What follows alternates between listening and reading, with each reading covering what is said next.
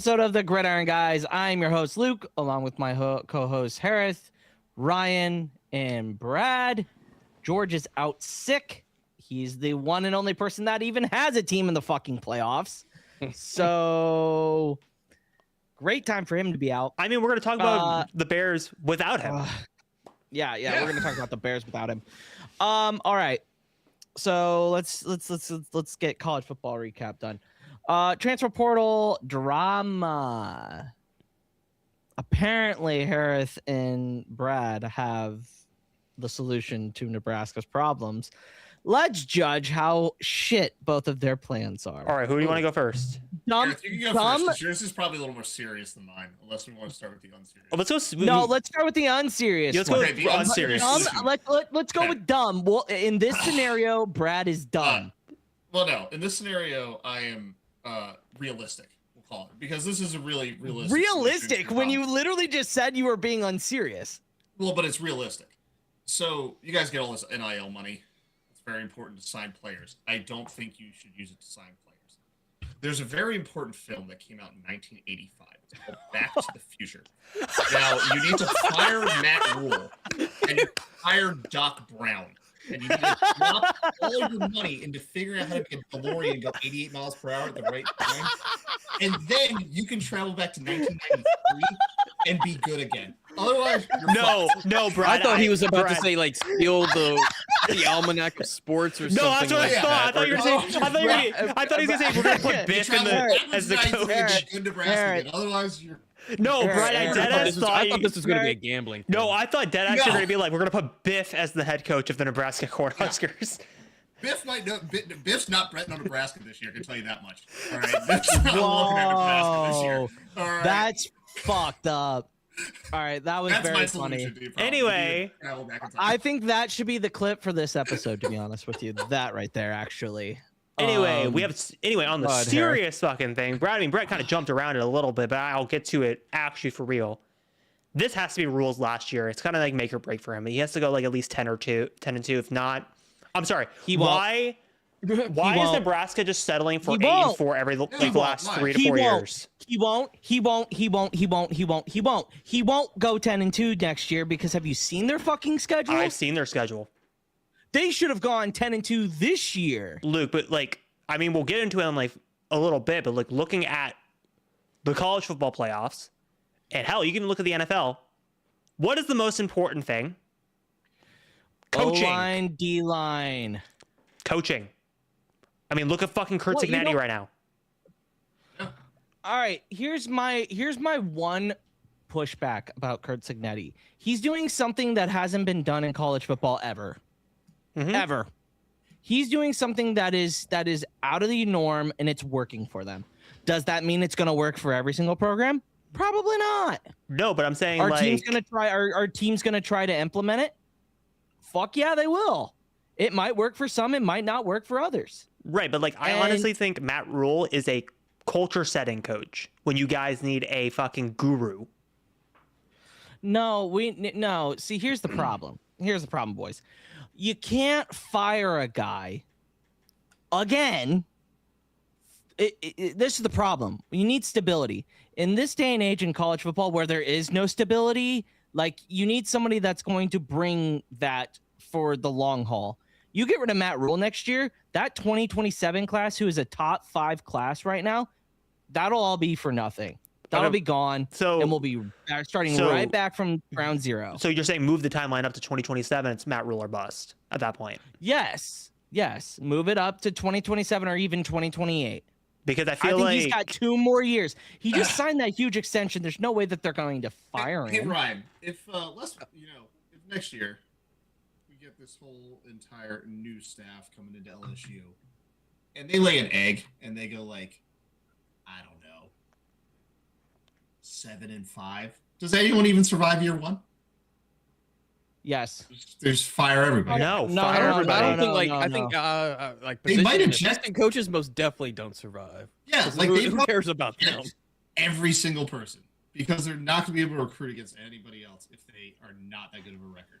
That's kind of what we're getting at. It's Matt Rule might get you a good chunk of wins, but he's not going to get you where you need to be to actually recruit and be competitive. I will say, Luke, technically, I mean, y'all are on a better trajectory than y'all were with Scott Frost, based on these schedules. I mean, that's true. That's true. Y'all could be 3-5, or I guess 3-9. It could be worse. Dude, here's my thing though. Okay, go scroll up. Scroll up. Can you Scroll zoom up. into it? Because I can Pelini, barely all fucking. the way- I don't think we no, can no, see no, it no, that Actually, much. yeah, Bo Pelini. Yeah, we can talk Bo Pelini. Hey, Luke, Ryan, No, can you Look, we were scroll up. can you No, zoom no, into no, it? no, no, Can you this is zoom what- into it? no, this- Yeah. Thank you. This is what I'm talking about. We're in Okay. the 60s, hold on. Look, no. That's where Well, I what do want you- you to start. Okay. That's We're where I getting want back you to to- start. We're getting Yeah, back we to get my it. point. Blue blood, blah blah blah. No. We're getting back But to do my you point. No, but do you understand? Do you understand that there is stability there? They had Yeah, that's a Bob different Devaney. world.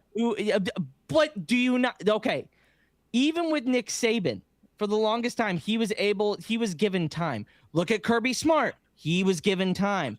Why are we so quick to move off from guys without giving them a fair shot? That's my problem. Okay, so now go down to the 2010s. Go down to after Frank Solich and look at the Brother, catastrophe. you just showed us stats before Alabama integrated. Bo Pelini's wasn't bad.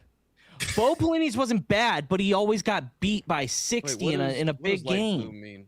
Conference division title, championship game. Go back up to where you showed in 1967. Alabama hadn't integrated yet. This is way too far. That's ago. also true. That was like that's we also were, true. Okay, yeah. Alabama hadn't okay. integrated yet. This is Okay, all insanity. right. Tom Give me the Osborne 90s. from You can get the 90s. Can we go to the golden era? 1973. I mean, no, this but is- think about that. Tom Osborne Like was the year? head coach from 1973 to almost 97. Yeah. So he spent Yeah. almost 40 years there. You Yep. don't see that in He- college football anymore. Did he retire Anywhere. after a national championship? Yes, he retired after the 1997 national championship, and then Frank took over, went 9-4. Then in '99 went 12-1, and then had another 10-2 season, and then went 11-2 and lost in the national championship to probably one of the greatest Miami 2001 teams Miami ever be assembled. Hurricanes, one of the greatest teams of all time. Yeah, it's pretty fucking crazy. And then you fire Solich after a 10-3 season after he banged a co-ed, got her pregnant, so that's great. Ooh, okay. Yeah, that's Um, perfect college football though. yeah. That is very college That's football. very And then college and then football. you sign and then you get Bill Callahan for 5 years. And then you get Bo. See what I mean? Like there's not consistency Mike after Riley that. and And then you Scott get Frost. Mike Riley, Scott Frost. Like those are years that we don't want to remember. Yes, Matt Rule's era isn't starting off the way we want it to, but it's better than what we've had in the last 10 years. However, by the time we finish next year, he's going to be in year 4. He should Which he has already. never- He should already. But next year it should be playoff or bust for Nebraska. which is I would say that would have 10 been- win season or bust. It's 10-win season. Get me into a good bowl. nine wins. I'm not going 10. There's no way they're winning 10 with that schedule. Not even if that 10th win is a bowl game. Okay, I go 10 wins if it's Yeah, the 10 bowl wins are game, 10 but wins if or it's- bust. So 10, yeah. I want to go either 9 or 10 wins. That's being favorable. That's favorable. very realistic. because that even with the schedule is hard as hell. And we don't even Cool. know what the retention of some of these teams are right now. Cool. The schedule's hard as hell. Go fucking prove it. Go win Yeah, some of those I- games. I'm not Hold on, I'm pulling it disagreeing. up. I'm not disagreeing with that point. It's here's the problem is that there's so much animosity and I'm sorry, What? I had to chuckle when you said hard and I saw the first 3 non-conference games. well, the first 3 non-conference. Hold on. Okay, whatever. What are they? Hold on. What are they? you want to take oh, a bet? Jesus, here we go. Let's see. Maryland School for the Deaf and the Blind. They got a football team this year. Okay, well that's Sounds Ohio, okay. sure. It's fair. Not far off. Whoa. Okay, now go to Bowling their Green? No. Look at their Big Ten schedule. That's Yeah, what it's they're your going to be conference. judged on. Cool. Yeah, that's Welcome what to I'm the Big saying. 10, Luke. You should be good in your conference. Go and play that's the big whole goal dogs. here. Oregon, Cool. Indiana. Washington, You play Ohio Maryland, State, so you can just, Maryland, That's a joke. Indiana. Indiana's probably going to win the national championship this year. Or Oregon might win the national championship this year. Do we want to take a bet on which non-conference game they lose? They lose to They don't lose a non-conference North game. Dakota. They don't lose. They don't lose a non. I say North Dakota pulls off the upset. Agreed. No, That'd be fuck you hilarious. guys. All right. Well, it was just announced probably an hour ago. Anthony Colandrea, whatever his name is my new quarterback. So that's awesome. He was pretty good at UNLV. Won some games. That's plus. Better than Kenny Minchie or whatever his fucking name is. Screw that guy. But no, I am really surprised that Sam Levitt hasn't announced to go to LSU yet, because I feel like that's a foregone But conclusion. here's the thing. But it almost Luke. feels like Trinidad Chambliss is going to get that extra year and he's going to go to LSU. Well, I think that's what they're waiting. I feel like that's that's what a lot of teams are waiting. A lot of these quarterbacks are waiting for. Okay, I'll counter your argument a little bit. I know Trinidad Chambliss, obviously we'll get into when we talk about Ole Miss, Georgia. His hype is like at an all-time high. If you are him, do you declare for the draft now while you're stocked at your highest, or do you go to LSU for another year and pray that you could also falter a little bit? Because I don't think this quarterback class is as strong as next year's quarterback class. I think this one's weaker. I think you bet on yourself and you give another year under Kiffin. To be honest with you, I think he needs at least one more year of SEC football. To be honest, Fair. He was really good, and he wasn't even the projected starter at the beginning of the year. He's extremely good. Like his backup, his backup now was the starter week 1, and then he got hurt, and this kid took the ball and just ran the fuck off. And now that backup's transferring to Missouri after the college football playoff. You don't want someone thinking you're the next like Trey Lance. Like, put a little bit more on tape. You know, LSU has been great with transfer quarterbacks. Go in, 100%. You're under lane, prove it in Death Valley, prove it through another season SEC football. And it just helps your stock. Probably it is a strong class, but like if you go out there and beat Arch, like okay, that looks great. Like you go out there and beat some of these guys in this strong class. So do you think that's why? Do you think that's why we haven't seen like Dylan Raiola, for example? Like that camp has been very, very silent as of late. Well, LSU kind of started to pop off kind of this week with opening, and then announcing like all these guys coming back, like Weeks coming back, and a bunch of. But here's the thing, it's like, okay. Luke, when it comes to Dylan Raiola, like his entire family, they all went to Nebraska, right? Like this is uncharted territory for the Raiolas as a whole. Donnie didn't go to Nebraska. He played at Wisconsin. His dad and him played at Nebraska. My thing is that people are saying that he's coming back. I'm like, no, he's not. He would not go into the transfer portal just to commit back. They have burnt so many bridges, which is unnecessary. Like, from what I'm hearing is that it was a messy breakup. And it's not, there's probably not any goodwill, especially when he hasn't even posted thank you, Nebraska. Like people back home are upset about that he hasn't thanked them, which is kind of pretentious because like it's pretentious. He doesn't on both really sides. owe you anything. It's not like he's a fucking tenured coach. The only thing that I will say is that I think the fans are more upset because the Raiola family, like without Nebraska, the Raiola family isn't as big as it is. Mm-hmm. And I think that's why they're genuinely upset. But which is whatever. That's spill over, cry over spilt milk. It doesn't really matter. Where do you think he's going? Do you still think he's going to Louisville? I think he's going. No, because they got the backup quarterback from Ohio State, Lincoln. They just signed him like. Yeah, they're not. No, I think the fuck he's probably does he go? He's gonna go to Oregon. Yeah. No, he's going to. He's going to, and I'm gonna hate. I'm gonna hate every second of it. Fucking hard. Yeah. You watch, Luke. I'm gonna be the number one That's Dylan Raiola hater. That's such a good landing spot for him. Number one Dylan Raiola hater. Right here. It's a perfect landing spot for him. I think he does. It's a great landing spot. But the problem is, no, it's not really a problem when you have Phil Knight. He can buy out Adidas's contract with Raiola, and Raiola can sign with Nike. That's probably what's going to happen. There was a whole thing they were talking about that too. It really doesn't matter. There's a bunch of these No. guys that are like signed to those things, and like, okay, you don't wear it on game day, but like all your photos you take for Instagram, all the stuff you post when you're practicing in the off season, it's all in our gear, so we don't like. Yeah. It doesn't matter nearly as much as everyone thinks. It's like, oh, you can only. No. Well, it's like no, No. not really. They'll make it work.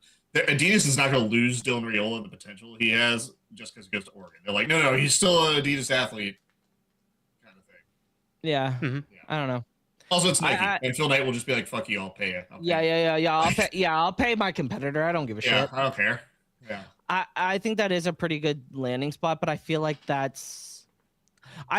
once we find out if Oregon makes the national championship, I think that will be the determining factor on whether Dante Moore really comes back.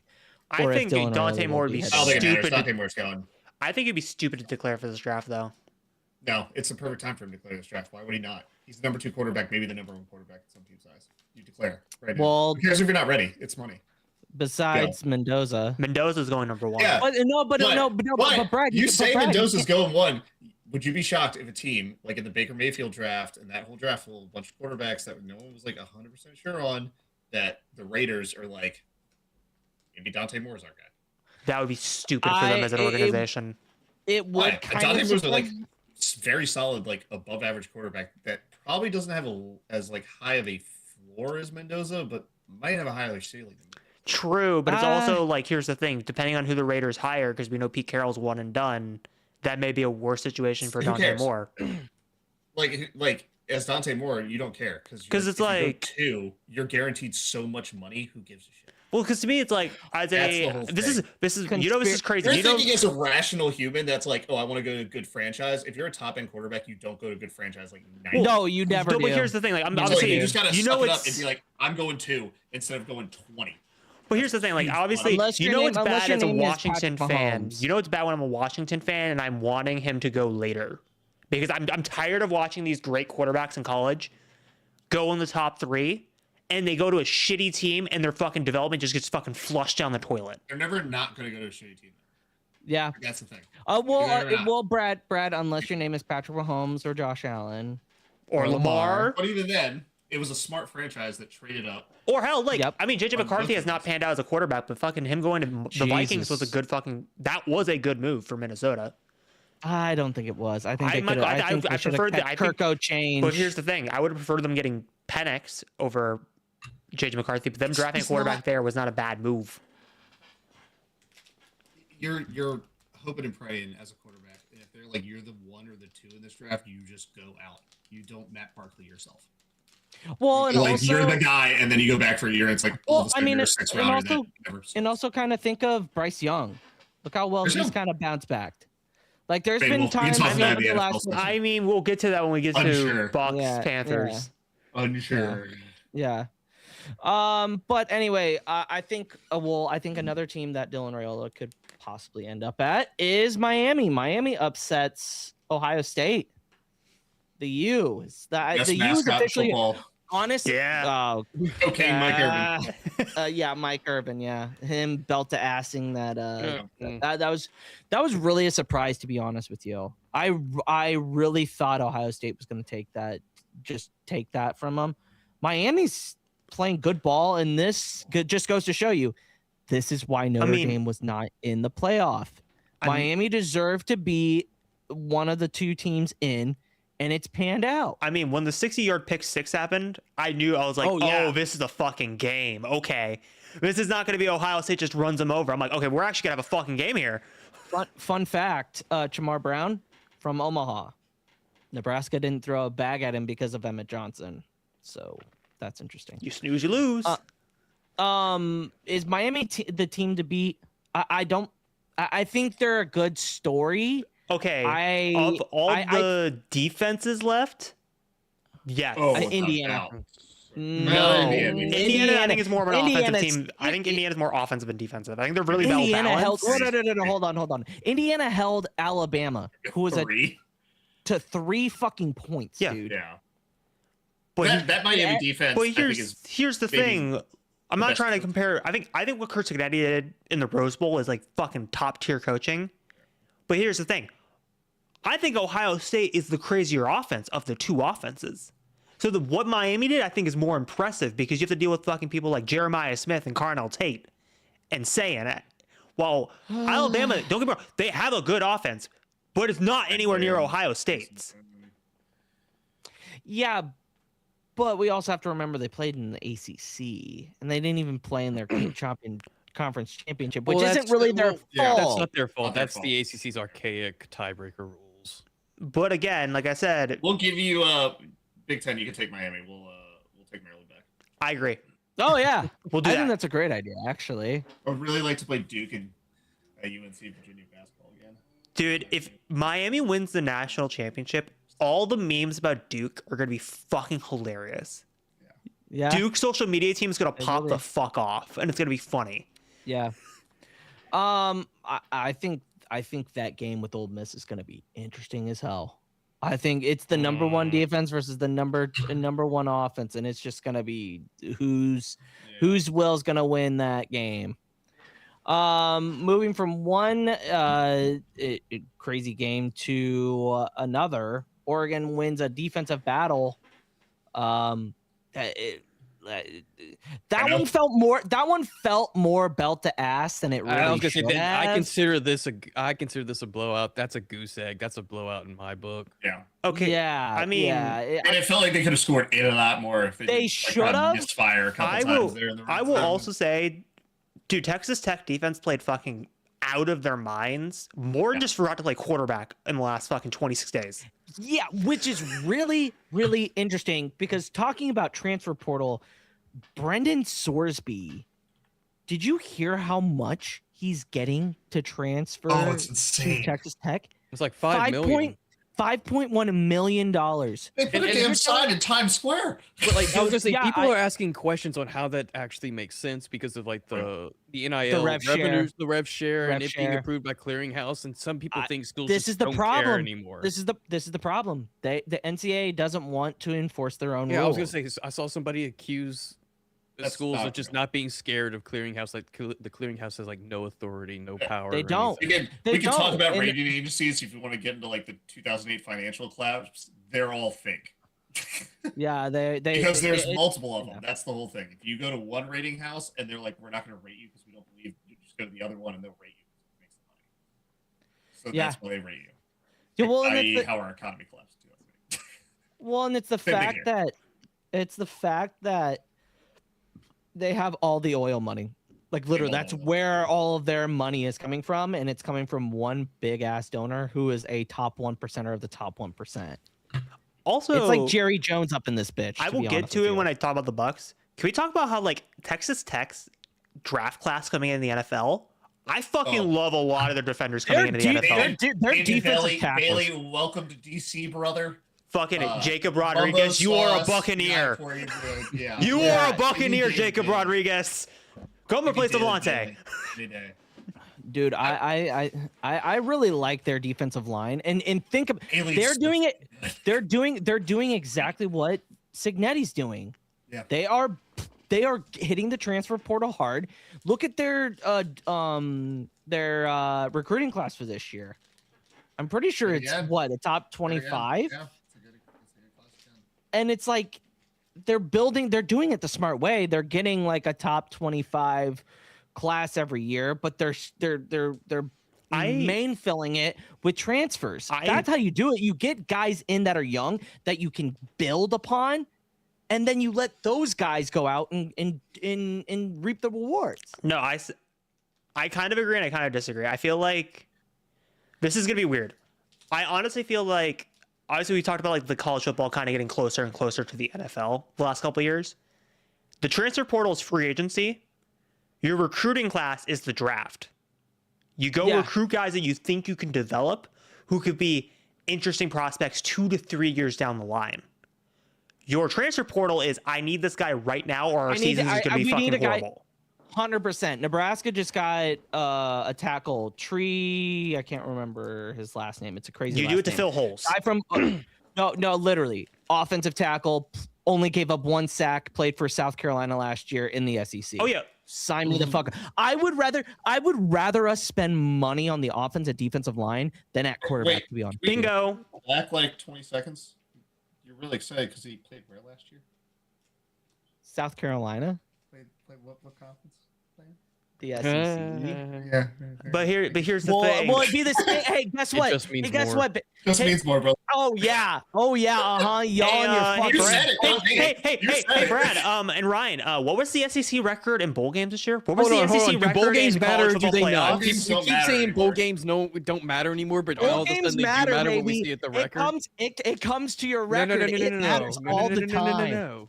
No. They don't matter. We all know they It's don't either matter. they matter or they don't you 100% guys. of the And time. I'll Okay, admit, like, okay. it's not like we've been great in the playoffs. All right, Ryan. Okay, if they don't matter, Hands up. what is the SEC record in the playoffs? Oh wait. Great. Oh wait. Hand up. Oh wait. Well, that's because we keep having to play ourselves. Oh, Nobody else is like, boo! Yeah, that's actually also true. because none of you else can put enough also good true. teams out there for us to play them. Like that's not our fault. That's fucking. It's not our fault that we have to go 1-1 in half the I games. was gonna say two of those Sorry. losses came from SEC teams Our playing other SEC team. teams. Yeah. Sorry. You know what? Iowa did its job and beat Pavia, and that's all that fucking matters. I'm actually That is okay with true. that. Sorry, our Big Same. Ten team didn't Same. play James Madison in the first round. Sorry. Tough. We had to play Hey. ourselves. Technically, Brother, James shut the Madison fuck won up. this weekend. This is the Technically. bullshit. No.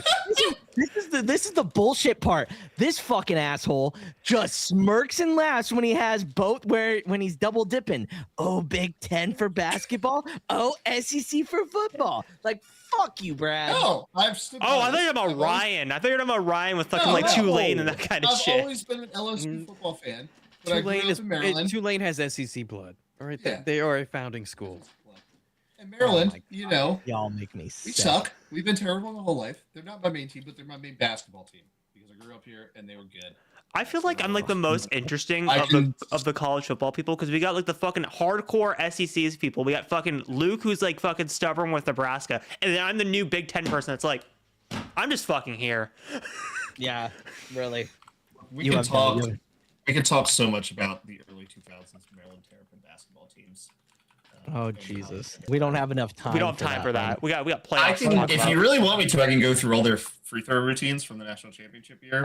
Oh no! I don't think that's No. You guys, Lord. like Juan, he was 3 times. Anyway, I can't wait. Oh my anyway, God. anyway, since we're talking about Big Ten fucking running down the SEC. Can we talk about the actual game where the Big Ten ran down the SEC? Yeah, Indiana dog walked Yeah, Alabama. that was They dog walked them. I picked Like, Indiana. honestly, I just wanted a blowout. I got a blowout. Oh, I'm just- happy. Just watching, I wanted Alabama to lose. Oh, just watching. It was just fucking watching great. Signetti. Just watching Signetti just walk around like he's the emperor is just hilarious. I Like, mean, no, He's like no so emotion. locked in. Like he doesn't show any emotion. And honestly, this is gonna be really weird of me to say. I think Indiana's gonna be a fucking contender for the next 10 years. yes. As long Phil as he's Signetti's not there, there. he will bring this motherfucker from the ashes. Indiana football will become more relevant than Indiana basketball. I was gonna say Didn't Indiana think that was going to be basketball, who? possible. Yeah. Exactly. I will also say 100%. I hate Pat McAfee as a person, but when they were running out of the tunnels at the start of the Rose Bowl and he fucking points at that broadcast, that was fucking cold as fuck. I was like, this Oh, guy is a motherfucker, and I I, mean, love him for it. Will Signetti actually ever leave there? That's kind of where I'm like, I've been thinking about that all weekend. And it's like, this is a guy that like left Bama to go like chart his own path. And it just feels like he might be like, I want to stay in Indiana my whole life, win a bunch of championships, and then retire. If the I- university dumps money into it, like I'm Right? Oh, Like, and he's well, not the and university and backing. again- Like, I don't think if a better job comes out there, if like Michigan or LSU or Bama or anybody's like, hey, come work for us, I don't know if he's goes. why would you want to leave? Hey, Well, Right? did, Like, he did you guys just did you guys hear about when he was he an offensive analyst at Alabama and, oh yeah. Mhm. and he talked to Nick Saban and he was like, yeah, I'm gonna go be a head coach at a small school like a Division II or NAIA. And Saban was like, why would you do that? Like you're at like the best school. And he's like, I want to be a head coach. And it's just like, dude, that man's got it. That Yeah. man has got Well, it. also think about this. I think like we were talking about it earlier with the Matt Rule thing. Like I think Kurt Signetti has fucking perfected how He's- you leverage the transfer portal and recruiting. 100%. Most of that Yeah, team yeah. is a G5 school. Most of those players came from fucking James Madison. So Yeah. like most of his players are what 2 and 3 star players, and he's making them look like fucking 4 and 5 star players. But also think about Fernando Mendoza. Yeah. Man came from Cal last year. What the Okay. first great Cal quarterback since fucking Aaron Rodgers?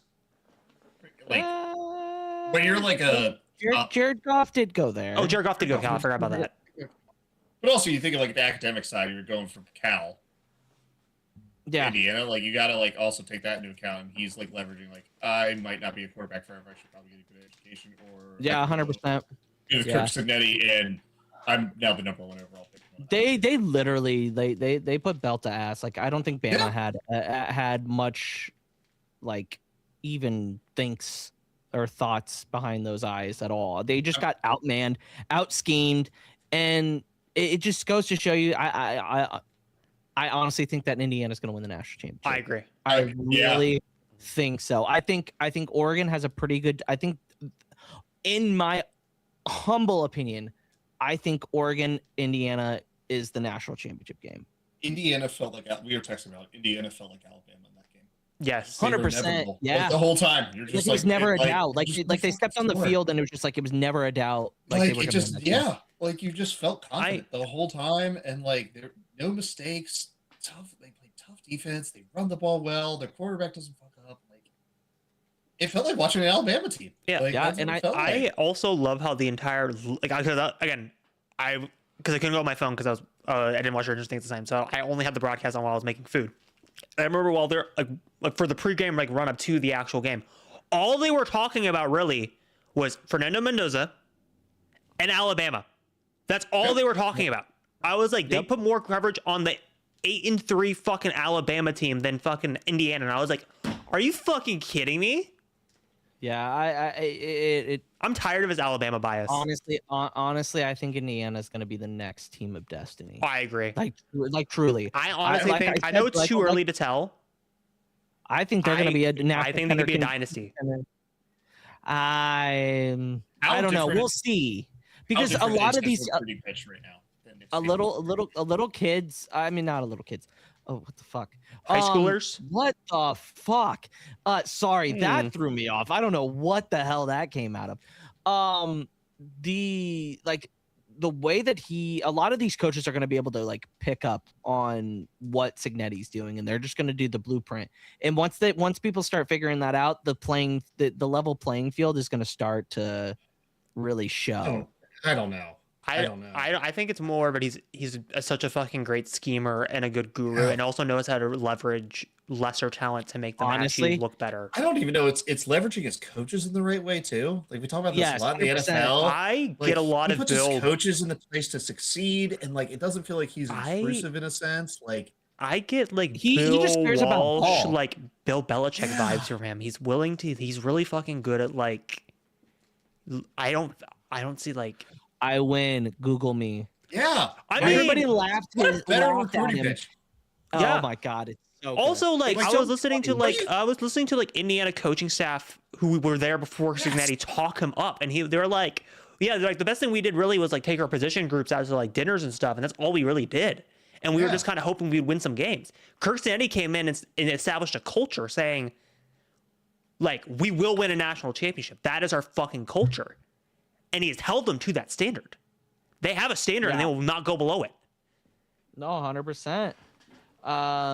But yeah, I think Indiana's probably going to win the national championship.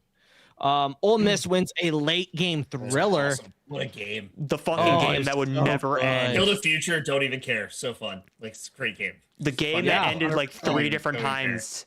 100%. I think it was a fun game to watch. And it's just, yeah. Dude, the refs were trying to give to Georgia like 3 different times. It was so fucking annoying. Okay, here's the other thing. Kirby Smart is being talked about being the Atlanta Falcons head coach.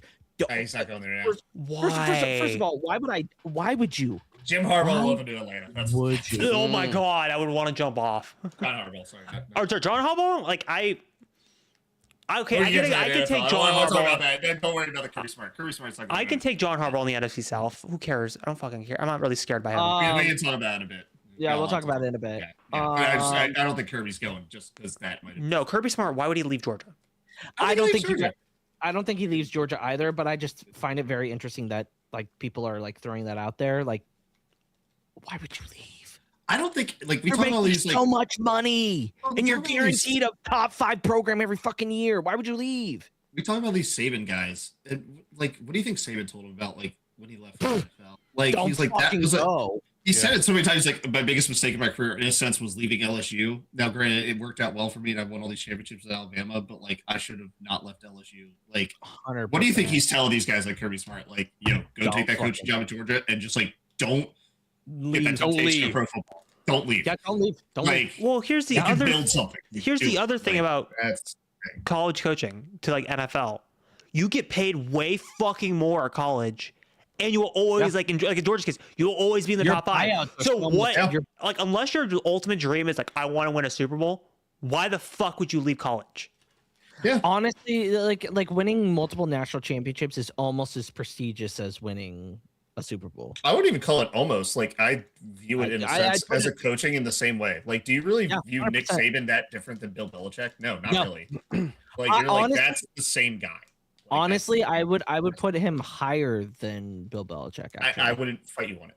Like I like No. that's a totally just the way, acceptable thing. just the way he set up LSU and then left, and then set up Alabama a second time, and look at how much dominance he had. They might not have won the national championship every year, but god damn, were they a good team? And I think- Consistently. I think that's what Kirby wants to do, right? He just wants to be like 100%. Georgia is here every single year. Come play for Georgia. I like being in Georgia. I love the fan base.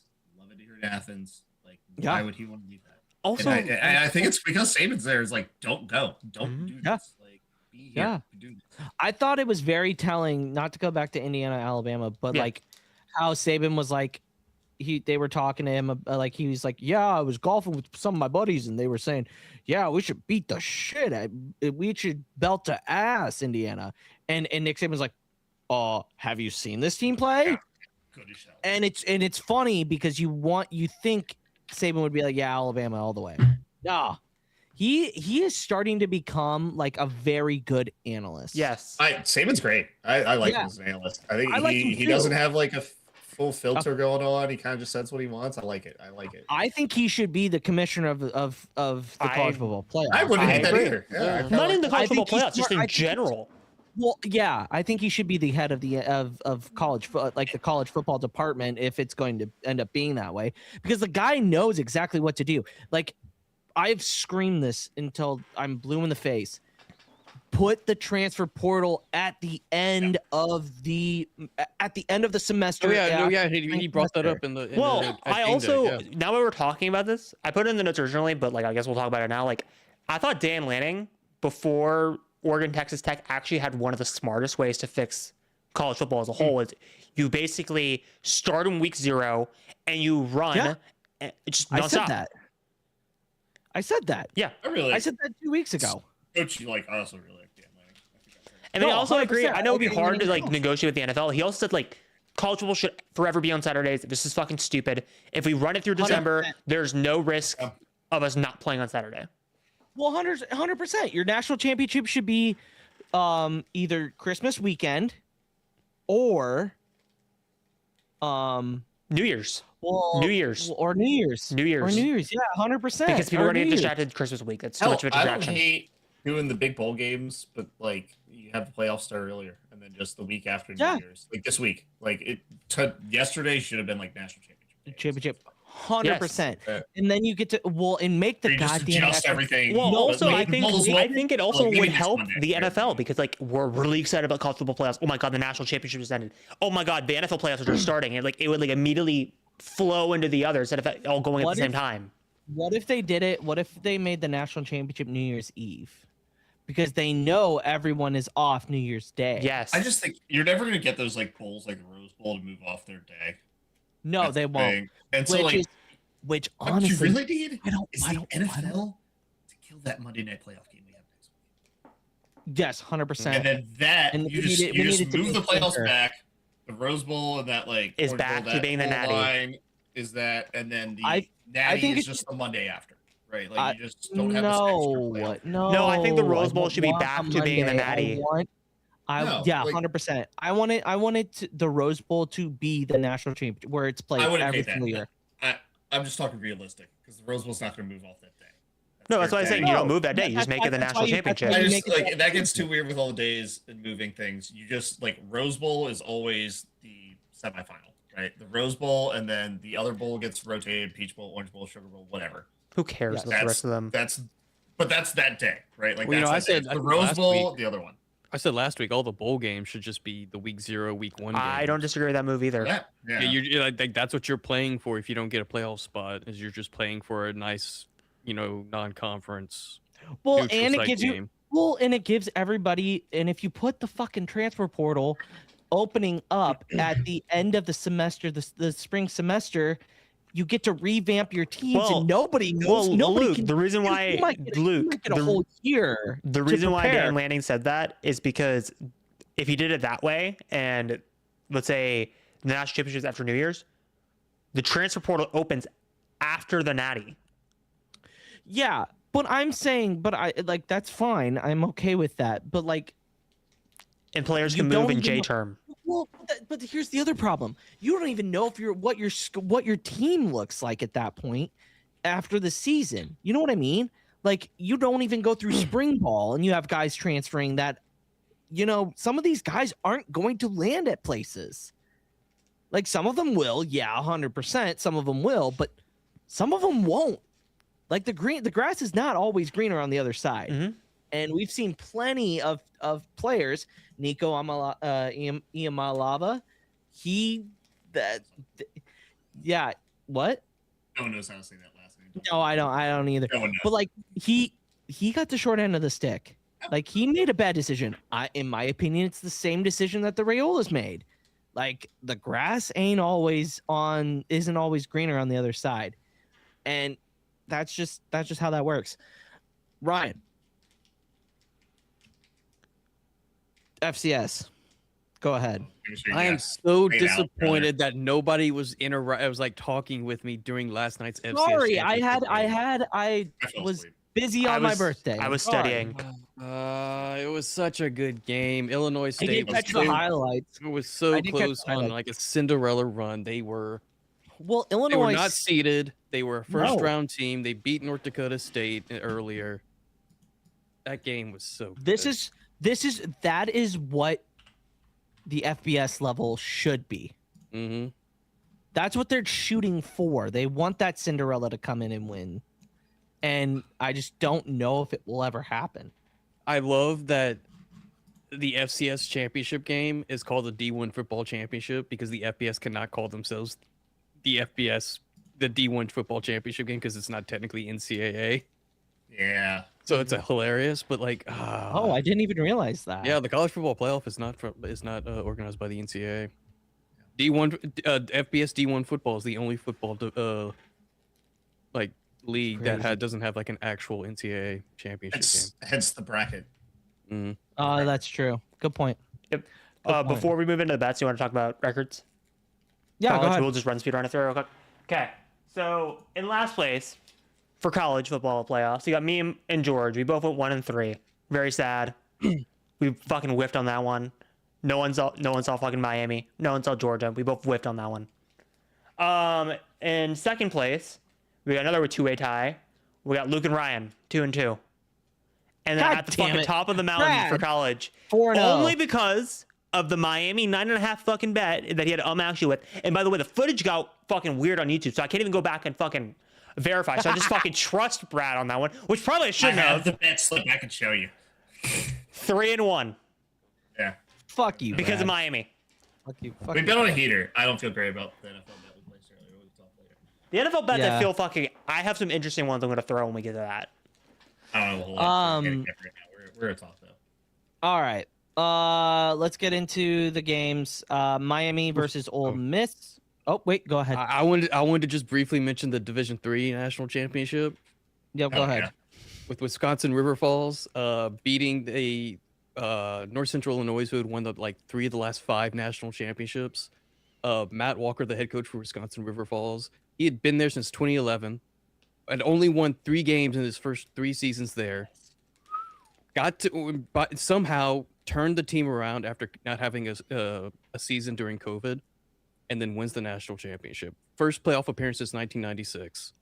That's And crazy. they win a Fucking national championship. badass. And then their quarterback, Caleb Blaha, I think I pronounced that right. Yes. He has now he broke Joe Burrow's NCAA All-Division single season record of passing yards. That's so crazy.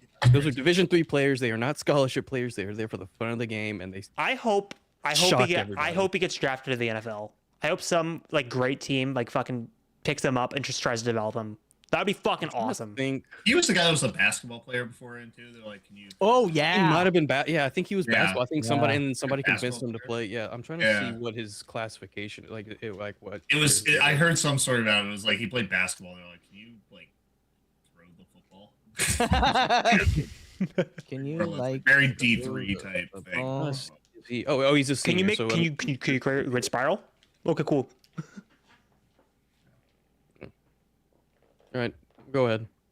Anyway, All time for right. bets. Miami versus Ole Miss is the first game, right? Yes, sir. That's the first game. Is that Thursday night? Oh God, that's gonna be going on during Pod one, yes, it will be. Yikes! Yikes! A Thursday night college football playoff game, It's a fucking semifinal it's playoff game fucking on a normal work cursed. week is bullshit. Yeah, I don't like it either. It is over on Miami's actually favored by 3.5. Interesting because I don't know if I would take them -3. I don't like this betting line. Over under is 52.5. That's moving around a ton Brett- too. Brad, I am leaning towards the under 52.5. That Do you I think can would that's be where I fair? would lean. But I have That's like what I was no thinking, real. I like that Miami defense is so good, but that Ole Miss offense is It like is. firing right now. So it's a tough like read on it. The under feels like the right play because everyone just saw Ole Miss put up so many points in that game. Well, But, and Ohio State's offense was just as good. yeah, it feels like the under is a smart play. I just don't. That would be the only thing I would play in this game. That -3.5 feels like very gross because it feels like Yes, this game could end on like a 100%. weird touchdown and they win by 4. Yes. That whole thing. So Yeah. it's not. I wouldn't even take a side because I don't have a good vibe on either of these teams in that sense. Of like, it is like a plus versus a plus matchup, and that offense is a plus, and that defense on Miami is a plus, and it's like I'm gonna take under 52.5 and just pray to God that these defenses like show up a little bit. Honestly, Wait, hold on. Brad, talk me out of the over though. Like seriously, talk me out of the over. I think that because Miami this is defense is too Miami's good. defense, Luke. That's the It's only. too good, man. We kind of touched on it a little bit. I- As a team, as a professional team that just lost their defensive coordinator, is the worst defensive coordinator I've ever seen. Watching how Miami's DC has coached that team and the schemes he runs, the disguises he runs, how he moves those guys out of base defensive formations, it's fantastic. And they have such good. What was my handicap when I brought out the 9.5? I was like, their edges are so damn good. that they are. That's exactly what I was saying. I was like, those edges are going to cause a problem. And they Yeah. could cause another problem to Ole Miss. Yeah, but And, Ole like, Miss's But offensive Luke, line, I feel like, is pretty good. here's the thing, Luke. doesn't matter. It doesn't matter if it's You're college. It doesn't matter if it's the NFL. It doesn't matter if it's Division 2, Division 3. Yeah. If it's the number one offense, it's the number one defense. I'm always picking the number one defense every fucking All right, time. fine. I'll And it's go a under. I'll go over. I'll go under. Defense 52 wins championship, Yeah. Luke. Under 52.5. That Miami DC, like the stuff I was watching the game was so impressive. I wouldn't. How I he had agree. those guys schemed. Yeah. And like they have talent, sure, but that did not feel like talent prevailing over scheme. That felt like, okay, I have these guys and I know they're extremely good at these things, and I'm going to put them in a situation to be good, like to be where they are the best. I'm going to put Bane on these certain sides. I'm going to make sure we have these checks and these stunts and like all these different little things that weren't like big scheme changes, but as a quarterback, you just don't know where it's coming from. I don't know where the pressure is. I don't know where the coverage is. It was so well disguised. I was like, that is a guy that's going to have a chance in the NFL to be a very good DC somewhere. And like, that's why the under feels safe in the actual line. I don't know who wins, but the under feels like the safe bet. Yeah, that's what. I'm so glad you said that because that's what I was thinking too coming into it because I'm like 3 feels like a weird spread. I agree with that. I could see it being like a last weird second touchdown. Money line does not have a good enough payout. Well, we'll talk in Brad's gambling corner a little bit about betting habits here. So, I mean, Brad, it comes at a perfect time because fucking NFL playoffs is when stupid people come out and decide to think they know what they're doing and fucking make the dumbest bets in the world. Like myself. I can talk about some experience with betting NFL playoffs and how I had one of my best NFL seasons ever, and then I lost all of my winnings in the playoffs. So, Brad, you riding under 52.5 as well? I think that's where I'm going to go. I think that feels like a fun play, and there's an old idiom, like there's an old thing in betting and anything you're spending money on. It's like bet against what you would like to see. Yeah. And it's like, bet the unders. That's what I was kind of talking myself into, Brad. If the Bucks made the playoffs, I was gonna bet against them, but like if I get proven wrong, oh no. So under 52.5. DK at 52.5. Ryan, are you joining us on that, or are you doing something different?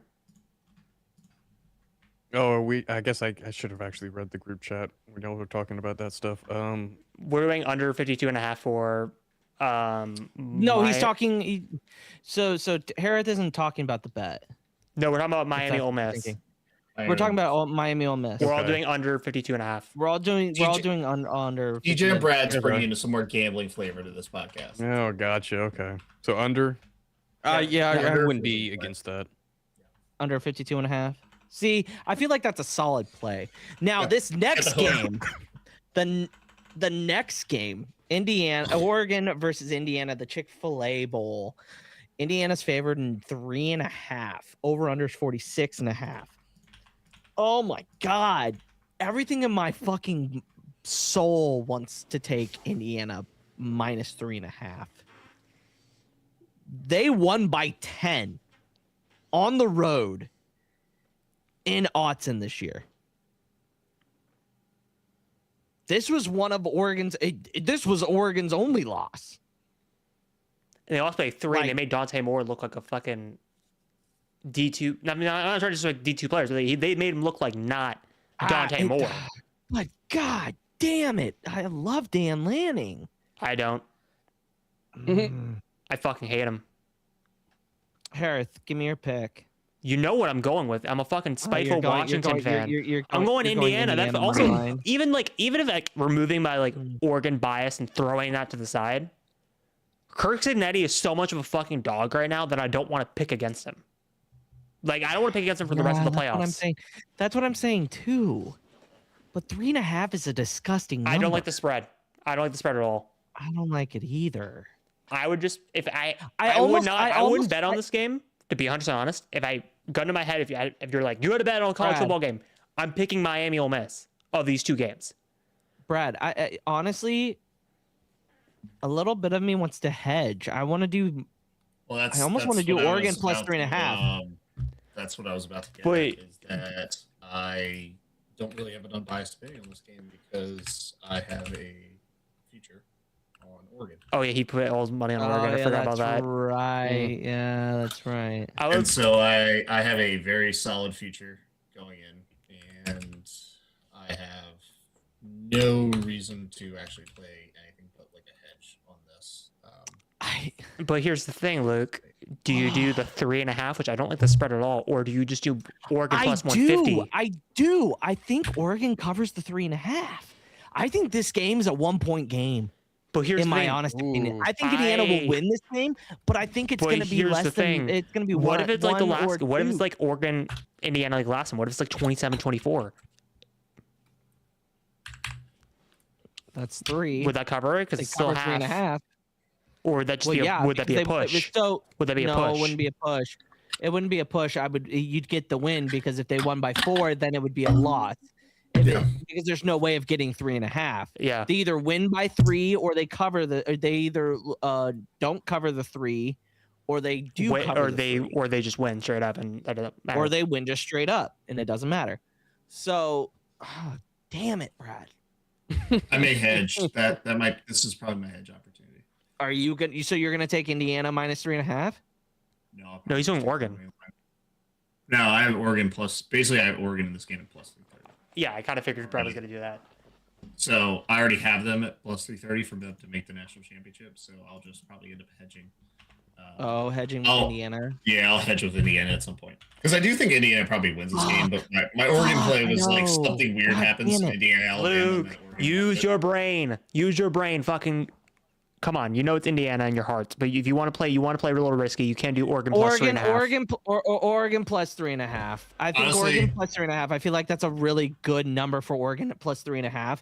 If they outright win, I get the W, and I'll be wrong about Indiana. Doing my like mental math right now, it's actually just best for me to cash my bet out. Probably. Is it really? I think, Brad. I think they're gonna lose this game straight up. Yeah, so I think it's probably been Cash out now.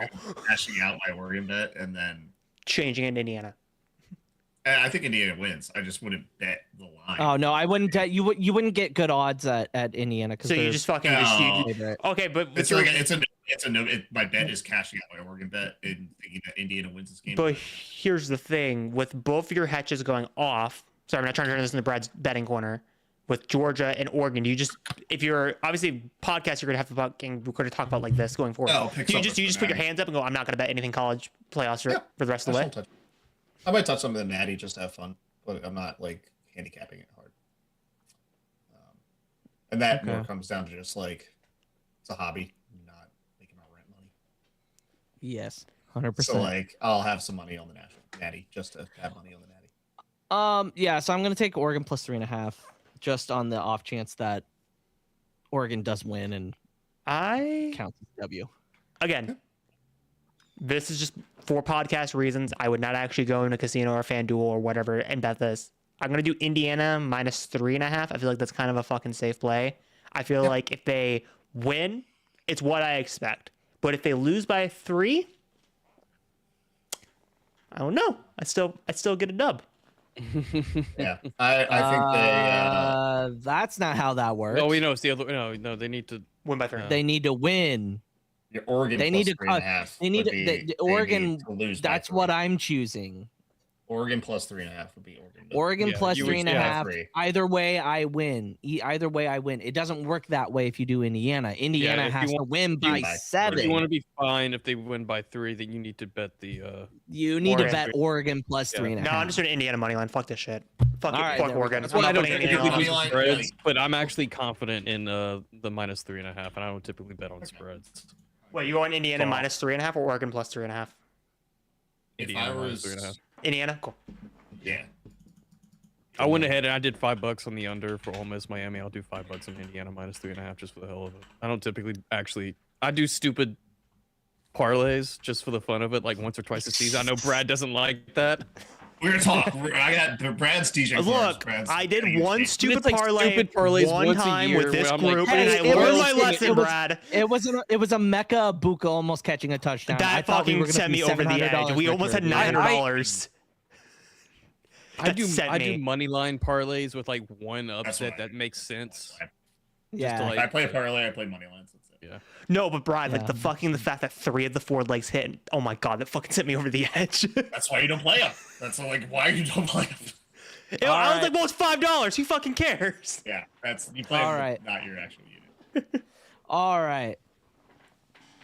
Week 18. Yay! I want to fucking.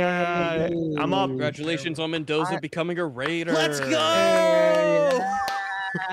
Yay! Poor guy. Oh fuck. Piece of shit. Yeah. NFL records and overall. Okay, NFL records overall. Let's go. Let's rip it off the Band-Aid. All right, everybody. I hope I'm not last. You're not. It's George. Thank you. At 6 and 10. Yes! Fuck However, that guy. you are not out of the woods, my guy. You are third place with a tie. With this one actually shocked the shit out of me. I had to count this a couple times. Brad? Mr. Brad at 7 and 9. Fuck you, Brad. And at the top, we got a 2-way fucking tie. Me and Ryan. It went 8 and 8. It was a rough week. Jeez. It was not a. No, Ryan. What honestly saved us, because I was like counting it over. Both of us going with Minnesota over Green Bay was what fucking saved us. These two win. Green Bay, they thought their backups were gonna fucking. We did. Think Yeah. they're gonna do that. Well, I knew Minnesota had I've heard nothing to that. lose, and I knew that no matter what, Green Bay wasn't gonna drop or move. So why the fuck would they care to win? But it doesn't really move the needle. When we made our So I just picked Minnesota out of fucking. I was like, well, Minnesota wants it more, obviously. And guess what? They wanted it more. thinking that early just throws Yeah. everything in week 18. Yeah. I mean, I think overall it's a record, by the way, I forgot about that. Technically last place, but still I think Brad's in first if we count like just mathematic records. Percentages.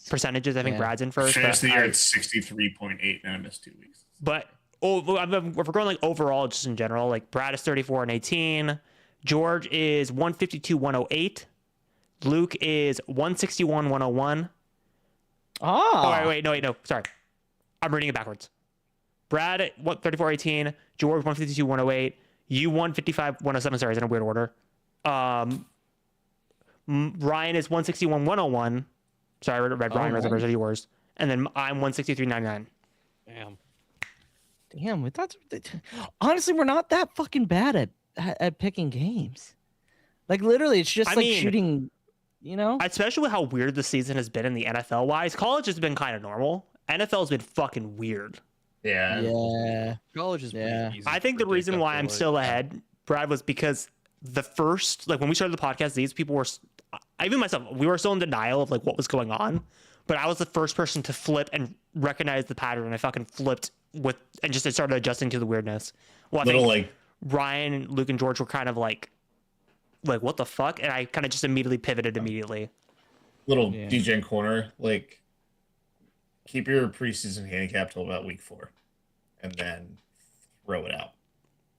Got it. In a sense, Anyway, we're just like yeah, that's kind of how you do it. When you really run numbers, you slowly degrade your preseason number.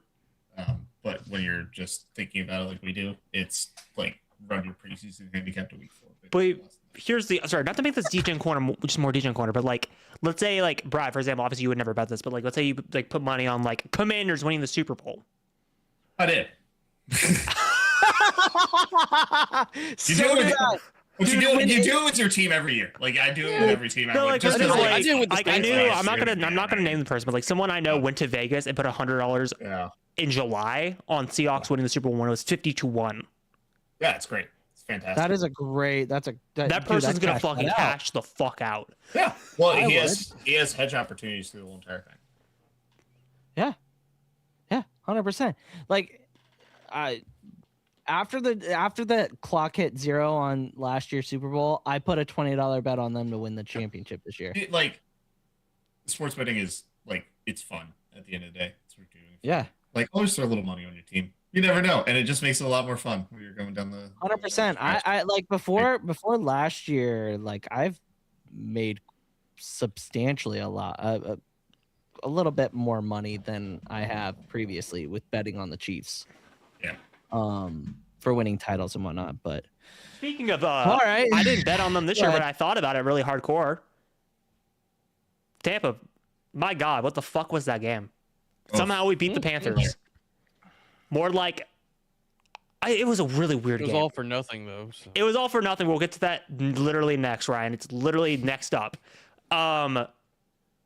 My God, that was a really weird game. Like Josh Gazard, like I've never like the Bucks came out with fucking fire in that first quarter. I was like, okay, this is a team that's actually wanting to win it for once. The way that they immediately shot down the field and Kate On had that amazing 30-yard touchdown. I was like, and also you had the fucking depressing stat line of first 15+ yard touchdown since week 6. Like that's the kind of year we're having where I'm just like, what the fuck? And then I hate to say it, and obviously as a Bucks fan, I don't want to say it. Tampa didn't win this game because our defense was playing good and our offense was playing good. We won because of ref bullshit. I'm just going to keep it 100%. Yep. That backwards pass 100% decided the game. That was a horrible call on the officiating crew.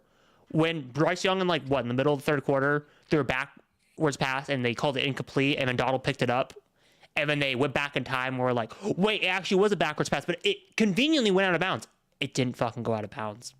It didn't go out of bounds. It just fucking hit his hands. And they're like, 6-yard loss. I'm like, even as a Bucks fan, I was like, what the fuck? Because I had a situation, because it's like, even I'm like, as a fan, you know this. There's two choices as a ref you can do in that situation. You can either replay the down and say, our bad, we fucked up on that. Or you just pretend it didn't happen, which is probably honestly the better situation. By them trying to go back in time and like trying to fucking like fix the error, they made it worse. And then fucking Carolina ended up like missing the kick by like 52 yarder. They would have got that closer, probably would have like a 48-47. They probably would have made that kick and they would have won the game 17-16. So, and then also you had like weird shit like the J-Mac offensive pass interference, where he just like fucking shoved Benjamin Morrison on the side of the head and like when he was trying to work his way down the field. That wasn't offensive pass interference, by the way. And then you also had the weird one with like Safia Dennis ripping off someone's helmet off and throwing it 15 yards down the field and no one called him on that. It was a really weird game. Like, no one can convince me that the refs did not want Tampa in the playoffs. I think the NFL wanted that to happen. Or I kind of buy in the conspiracy theory that they wanted people to watch Saints Falcons because they knew they would have more people watching that game. Because you would have at least 5 different fan bases, probably 6 or 7. Sorry, not trying to do a 6-7 joke. Watching that game. Because you'd have the entire NFC South. You would have the 49ers. You would have the Seahawks. And you would have the Rams. Because depending on what happened in Seattle, San Fran, there's 2 fan bases right there. And the Rams were for sure going to watch it no matter what. So they probably made a shit ton of money on that game. But anyway, actually, getting into end of the season recap, I'm going to still stand on like what I've been saying since the New England game. I don't care what Bucs fans are saying. I don't care what the Glazers are saying. I'm still on the Fire Bulls train. I haven't left that train. Just because they went 8-9, missed the playoffs, it doesn't mean I'm going to fucking jump off the train. Do you think, with the news today of Harbaugh being fired, that Bulls train may be moved a little bit?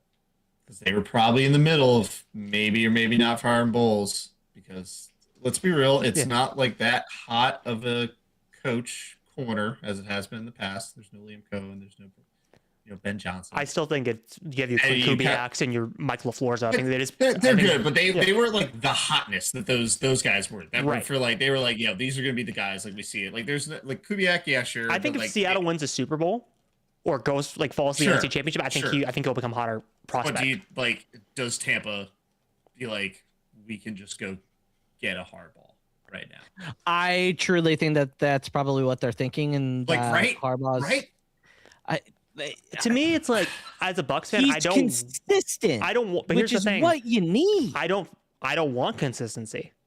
That's my kind of take on this. I want someone who is an offensive-minded head coach. Because that's kind of been what the fucking thing. I think that's where we fucked up with Liam Cohen. I still think I think moving off him was the right move. But there's a part of me when that happened where I was like, should we have made him the head coach? There was a little thought that like popped in my brain. I was like, no, we stick with Bulls. Even 21 I still think that was the right move. I think you need to get an offensive-minded head coach for Baker because Baker has been suffering the last his entire career. He has not had one OC that has stayed the same. And the thing that pisses me off about Josh Grizzard, because no matter what, it's fire Josh Grizzard. That's like the for sure lock. Why the fuck would you move away from Liam Cohen's scheme? That was working perfectly. Why the fuck would you switch to this Miami like RPO ass type scheme with Tampa? That's fucking dumb. You should have just stuck with the Liam Cohen scheme because that was fucking. They were running perfection drills in 2024. Like Godwin is like the ultimate possession guy. You throw Godwin like a short little pass and you make him run through people and you get like 5 to 6, 7, 8 yards per play. That's how you run your offense with Tampa. You attack the field vertically. But anyway, head coaching wise, no, I don't want John Harbaugh. I know the other one the Tampa fans are screaming about for some reason. Brad, you maybe look at me and go, what the fuck? Tampa fans are screaming for this? They want Gruden back for some reason. I'm like, why? We already went. No. Okay, thank God. So, because Luke was like, why the fuck do you not want Gruden before the podcast? Because I'm like, because I already experienced it for 7 years. I know what the Gruden tenure was. Jay and John Gruden ran this team into the ground. Jay is a character. Luke. God, like, think about this. So, again, this was before my time, but I've watched so many Bucs documentaries at this point. I know what the John Gruden era was like. You had Derek Brooks, John Lynch, Rondé Barber, Warren Sapp. You know how many of them stayed? 2. Yeah. You only kept 2 of like homegrown, home drafted talent who are Hall of Famers. And he wanted more offensive pieces. Why the fuck would I want that in Tampa? I want someone that, because here's the thing, like the Glazers are like dead convinced for some reason that if we move off of Bowles, that it's going to equal rebuild. I don't think it's going to equal rebuild. Hold on. No. I'm gonna push back on this for a second. You just said you wanted an offensive-minded head coach. Yes. Did you not? I said I want offensive. Then what's the problem? So look at okay. Gruden only had 2 winning seasons as a head coach in his time in Tampa. It was the Super Bowl year, and in 2008. The 2008 season was very similar to this season. Started 5-1 and fell off a cliff. The rest of the year, Luke, losing seasons. He ran that Tampa organization into the ground and set up our fucking failure that was the 2010s. I'll say this, Harith. I think if you want an offensive-minded head coach, Clint Kubiak's my pick. And Gruden, but Gruden can get it has the same type of like, all right, Baker's my guy. Like you can get like but here's their the thing. personalities probably would work really well together. I agree, but here's the thing. Like I feel like that is not the right move at this point in time because again, why would you want to go backwards in time and try to relive an era? I think moving forward is the best move. 2, I want a young offensive-minded head coach that can actually play to Baker's strengths. And Clint Kubiak, I honestly think, is the fucking guy. He can make Jackson Smith... Look what he's doing with Jackson Smith and Jigba. Can you imagine pairing him with Emeka Egbuka, Mike Evans? Because Mike Evans, by the way, he's talking right now. He's coming back next year. I'm not... This is not me even now. Like, the way he's talking, he's coming back. It's either retirement or Tampa. There's no in between. Bring Mike back. Yeah. Chris Godwin... Again, I think I would love to see what Clint Kubiak would do in the system.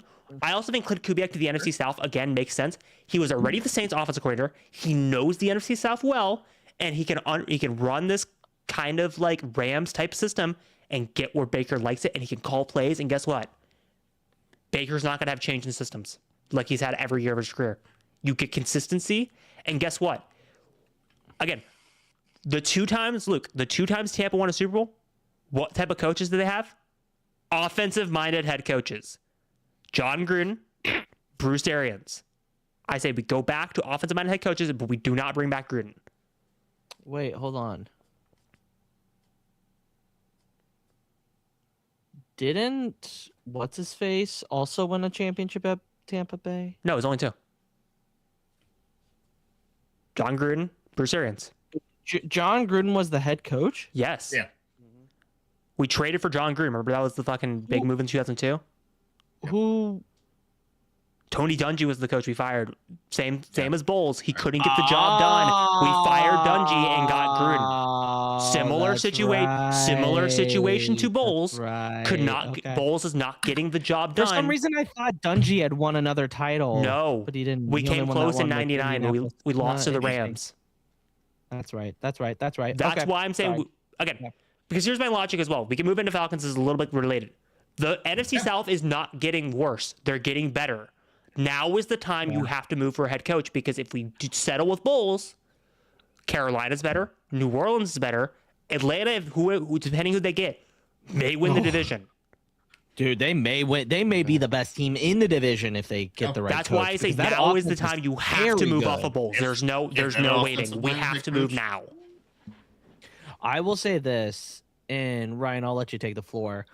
I think Tyler Shuck is your guy. He's the guy. Yeah, man. I think he's proven himself to where it's like we don't need to. Let's build around this guy. Mm-hmm.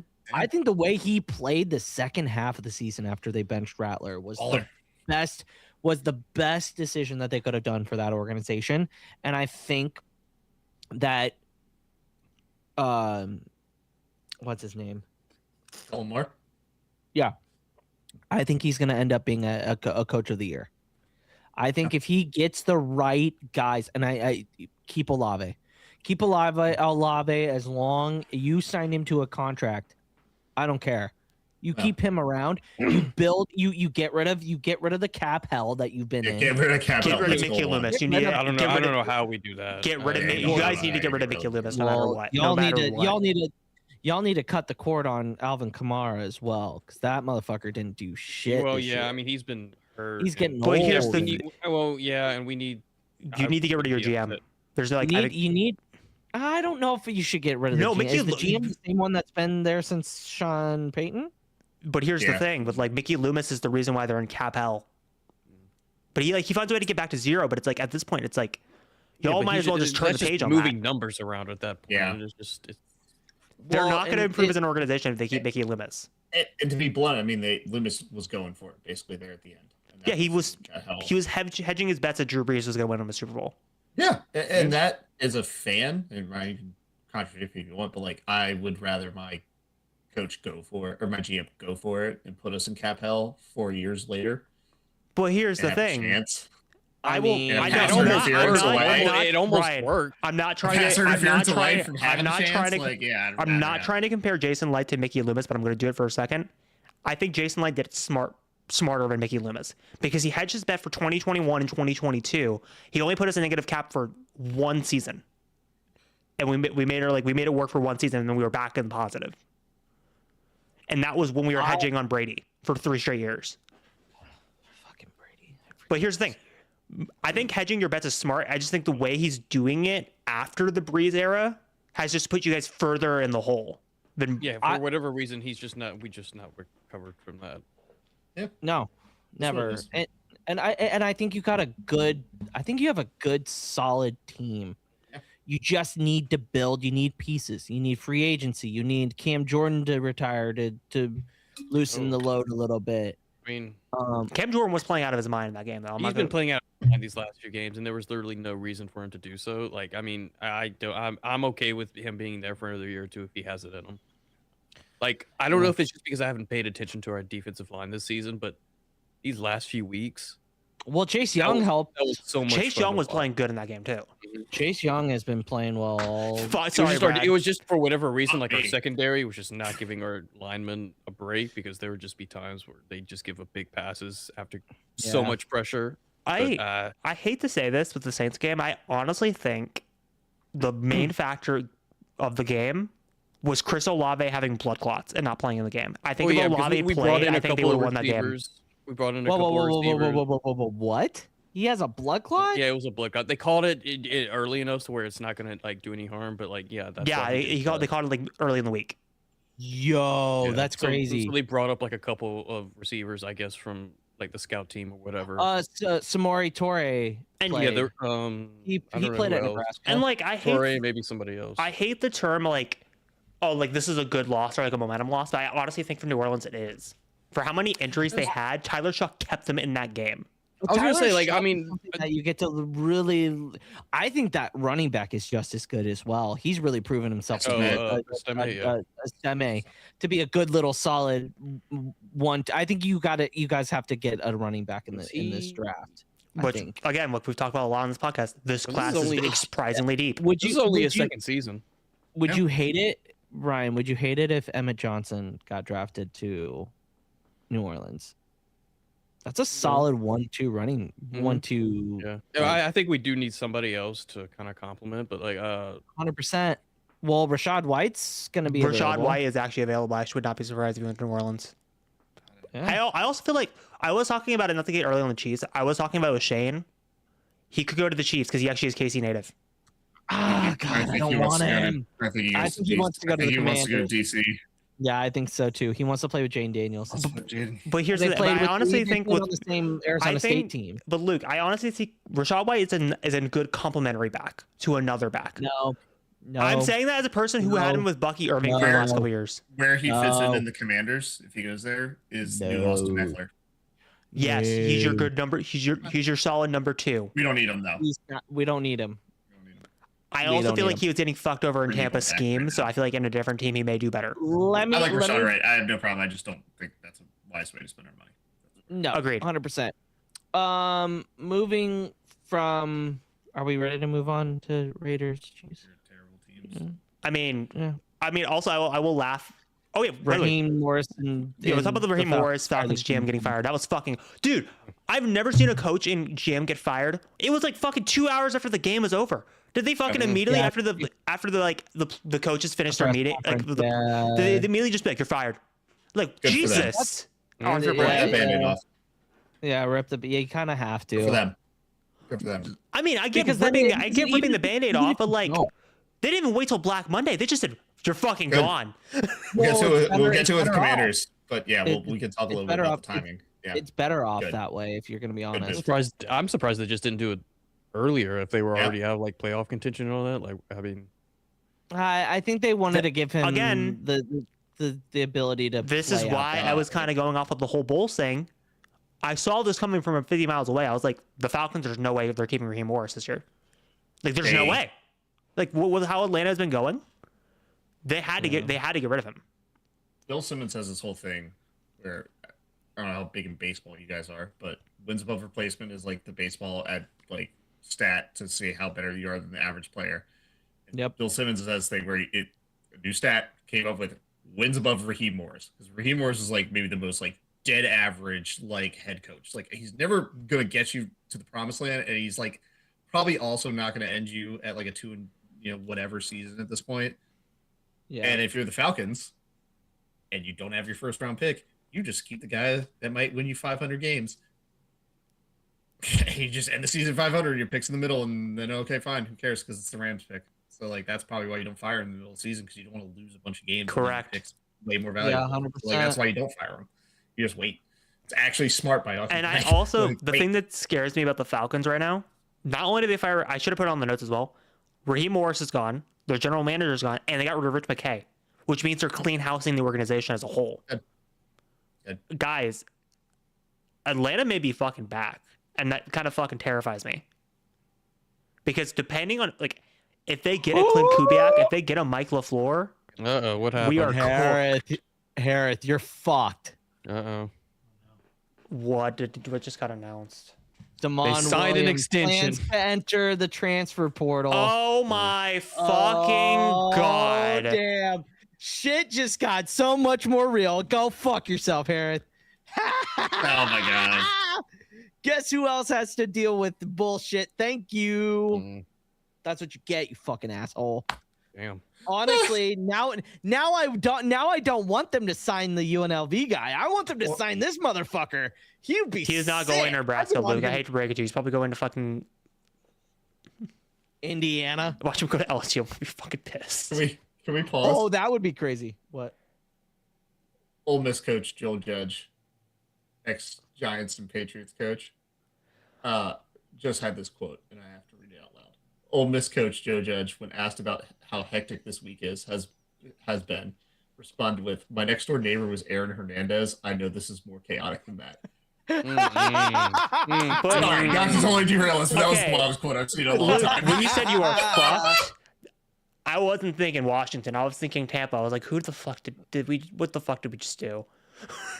Nope, fuck you. Anyway, sorry. I don't care. I was gonna say in other transfer portal news, Sam Levitt, just announce it, goddammit. Just announce it, okay? Stop getting my fucking. Just stop getting my fucking. Just take him. Anyway, take him off the board. Anyway, stop daydreaming. Anyway, can we just get to the fucking whatever the fuck the Raiders are? Raiders defense dominates Chiefs offense. I don't know if that's really true. We weren't really playing anybody. You got sacked 8 times against a bad. That's not a full team. 8 times. I don't give a shit. 8 times. I don't give a shit. 8 times the is 8 season's times. over. It's over. Don't care. It's over. Devin White fucking sacked you guys a lot. We're at the 9th pick. It doesn't matter. This title comes a little bit closer to what Washington has done. So Cliff Kingsbury and the Commanders have decided to part ways. Good. Rumors have it that Patrick Mahomes is wanting Andy Reid to get Cliff Kingsbury as the offensive coordinator. I don't know how that would work. But honestly, no, but Brad, we talked about this 2 or 3 weeks ago. Wait, hold up. I want to throw a dark horse into the Bucks picks. Cliff Kingsbury to the Bucks as the head coach. Don't do that. Texas at all, Tech either. No, stop this right now. I'm just saying, I don't want it. I'm just throwing it as a dark Do we want horse. to just skip the rest of Luke's terrible game and go to my team now because we can talk about Cliff? And Let's just talk about fucking Cliff. I mean, we could talk about Pete Carroll being one and done, but who cares? I think Cliff, if he was under Andy, I think that's the piece that we're missing here. Andy is really good at building guys. Like, look at the guys that have been really well under his tree. Eric Bieniemy, so great. Oh yeah, running back coach for the Bears. They'll be killing it right now. How many Super Bowls does he have? He wasn't calling plays. Cool. I don't care. Is he calling plays? The fuck he wasn't. Is he calling plays for Chicago Eric right now? Bieniemy was probably calling more plays than Matt Nagy. Let me just tell you that right but now. he is. But, So Andy Reid's your problem then. That's bad. So we want to fire Andy Reid? No, Yeah. I don't want to fire Andy Reid. Anyway, if we're gassing up Eric Bieniemy right now, what the fuck is he doing in Chicago? He's just a running back coach. Yes, Chicago's run game is really good. Eric Bieniemy's useless. We don't need to talk about Eric Bieniemy. Yeah, Ben Johnson's fucking running that team. Yeah. I don't know. I'd put Eric Bieniemy over Matt Nagy any day of the week. I don't disagree. I'm just saying. Eric Bieniemy is worse than Cliff Kingsbury by a million miles, and you should not hire Cliff Kingsbury. Holy fuck. Eric You know Bieniemy is what Eric Bieniemy had Sam Howell throwing like 50 times a game. Yeah, he did. Okay, some offensive coordinators can't do it. Doesn't translate. So to wait, other are we offenses. saying Anywhere. are we saying Eric Mahomes Bieniemy's is not like good. Everyone- Tom don't Brady or worry about Peyton it. Manning, where they have a bad OC and they make them look better? Is that what you're saying, Luke? Possibly. What? Are you saying Mahomes is Peyton Manning, where you could put him with a terrible offensive coordinator and he'll make him look good? Maybe, possibly. And Anyway, Bieniemy is just kind of all right. average. So the Chiefs have the 9th pick. Whatever. We're done talking about the Chiefs. The Commanders, I feel like they have a pretty good solid. Who do you want as your offensive coordinator then? Well, I mean, so game wise, don't care about winning or losing. Don't care about draft position. Shout out to Josh Johnson, man. Josh Johnson fucking. Yes. Shout out to that guy. Like, I hate to say it. It sucks dropping down a couple. I Spots, hate to but, say it, Brad. good for Josh, man. I was kind of rooting for the Eagles in this game because I wanted the chaos scenario to happen where the Eagles and fucking Bears flipped. Yeah. I wanted that fucking shit. Yeah, I want some chaos, but like, shout out to Josh, man. Like, good for that dude. Like, grinder came in for us in 2015, played well. Like, good for Josh. Like, shout out Josh. Good, all the props in the world. Guy flew his whole family out to the game and like had them there to watch him win his second ever NFL game. Like, shout out Josh Johnson. Also, Like, what a team win! Not even just a Josh Johnson win. Like, what a team win! yeah, like, way to go, guys. Like, we were also playing pretty much backups. Like, good for them. Like, I no ill will towards like losing draft position. Like, those guys are out there to play ball. Like, good for them. Good for them. No hard feelings. Happy for. However, Josh. I will say, I said it in the group chat when it got announced. I do not understand Philly's perspective on this. You had the number 2 seed on the line. That wasn't a for sure and you lock. didn't go for it. I would have gone for it. Weird decision. Because like Also, I good get for them to like off I- the Tanner McKee train. Yeah, I will never understand head coaching philosophy with the playoffs on the line. You potentially have a seed to move up. Yeah. Why don't you play your starters? Because I get the whole fear, like, oh, what if they get hurt?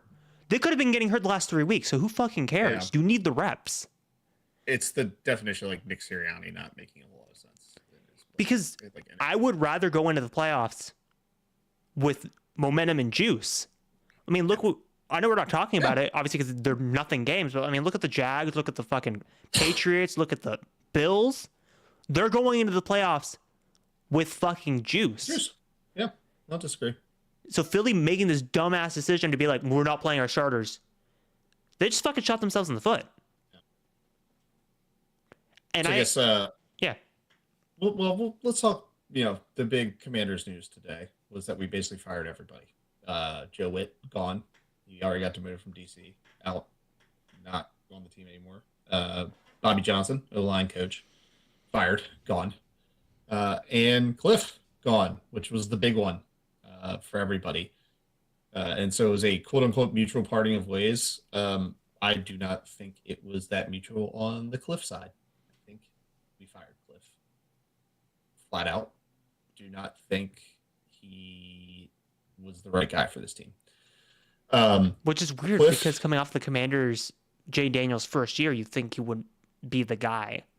So, you know, being kind of in tune with our local stuff. Yeah. There was definitely some pushback on how Cliff ran this offense between DQ, Adam Peters, and Cliff. We ran the most like no huddle of any team in the NFL. We were like 60% no huddle. The next closest team I think was like 30% no huddle. I like when we run no huddle offense with Jaden, but and the way DQ phrased this, I didn't like, but he was like running no huddle and then going 3 and out killed our defense. I was like, no, your defense was shit and you had a bad defensive coordinator. That was your problem on defense, and it was old. However, if he's telling Cliff to draw out a drive and give our guys a little breath, and then he runs no huddle and is not following the directions of the head coach, that's a problem. Mm-hmm.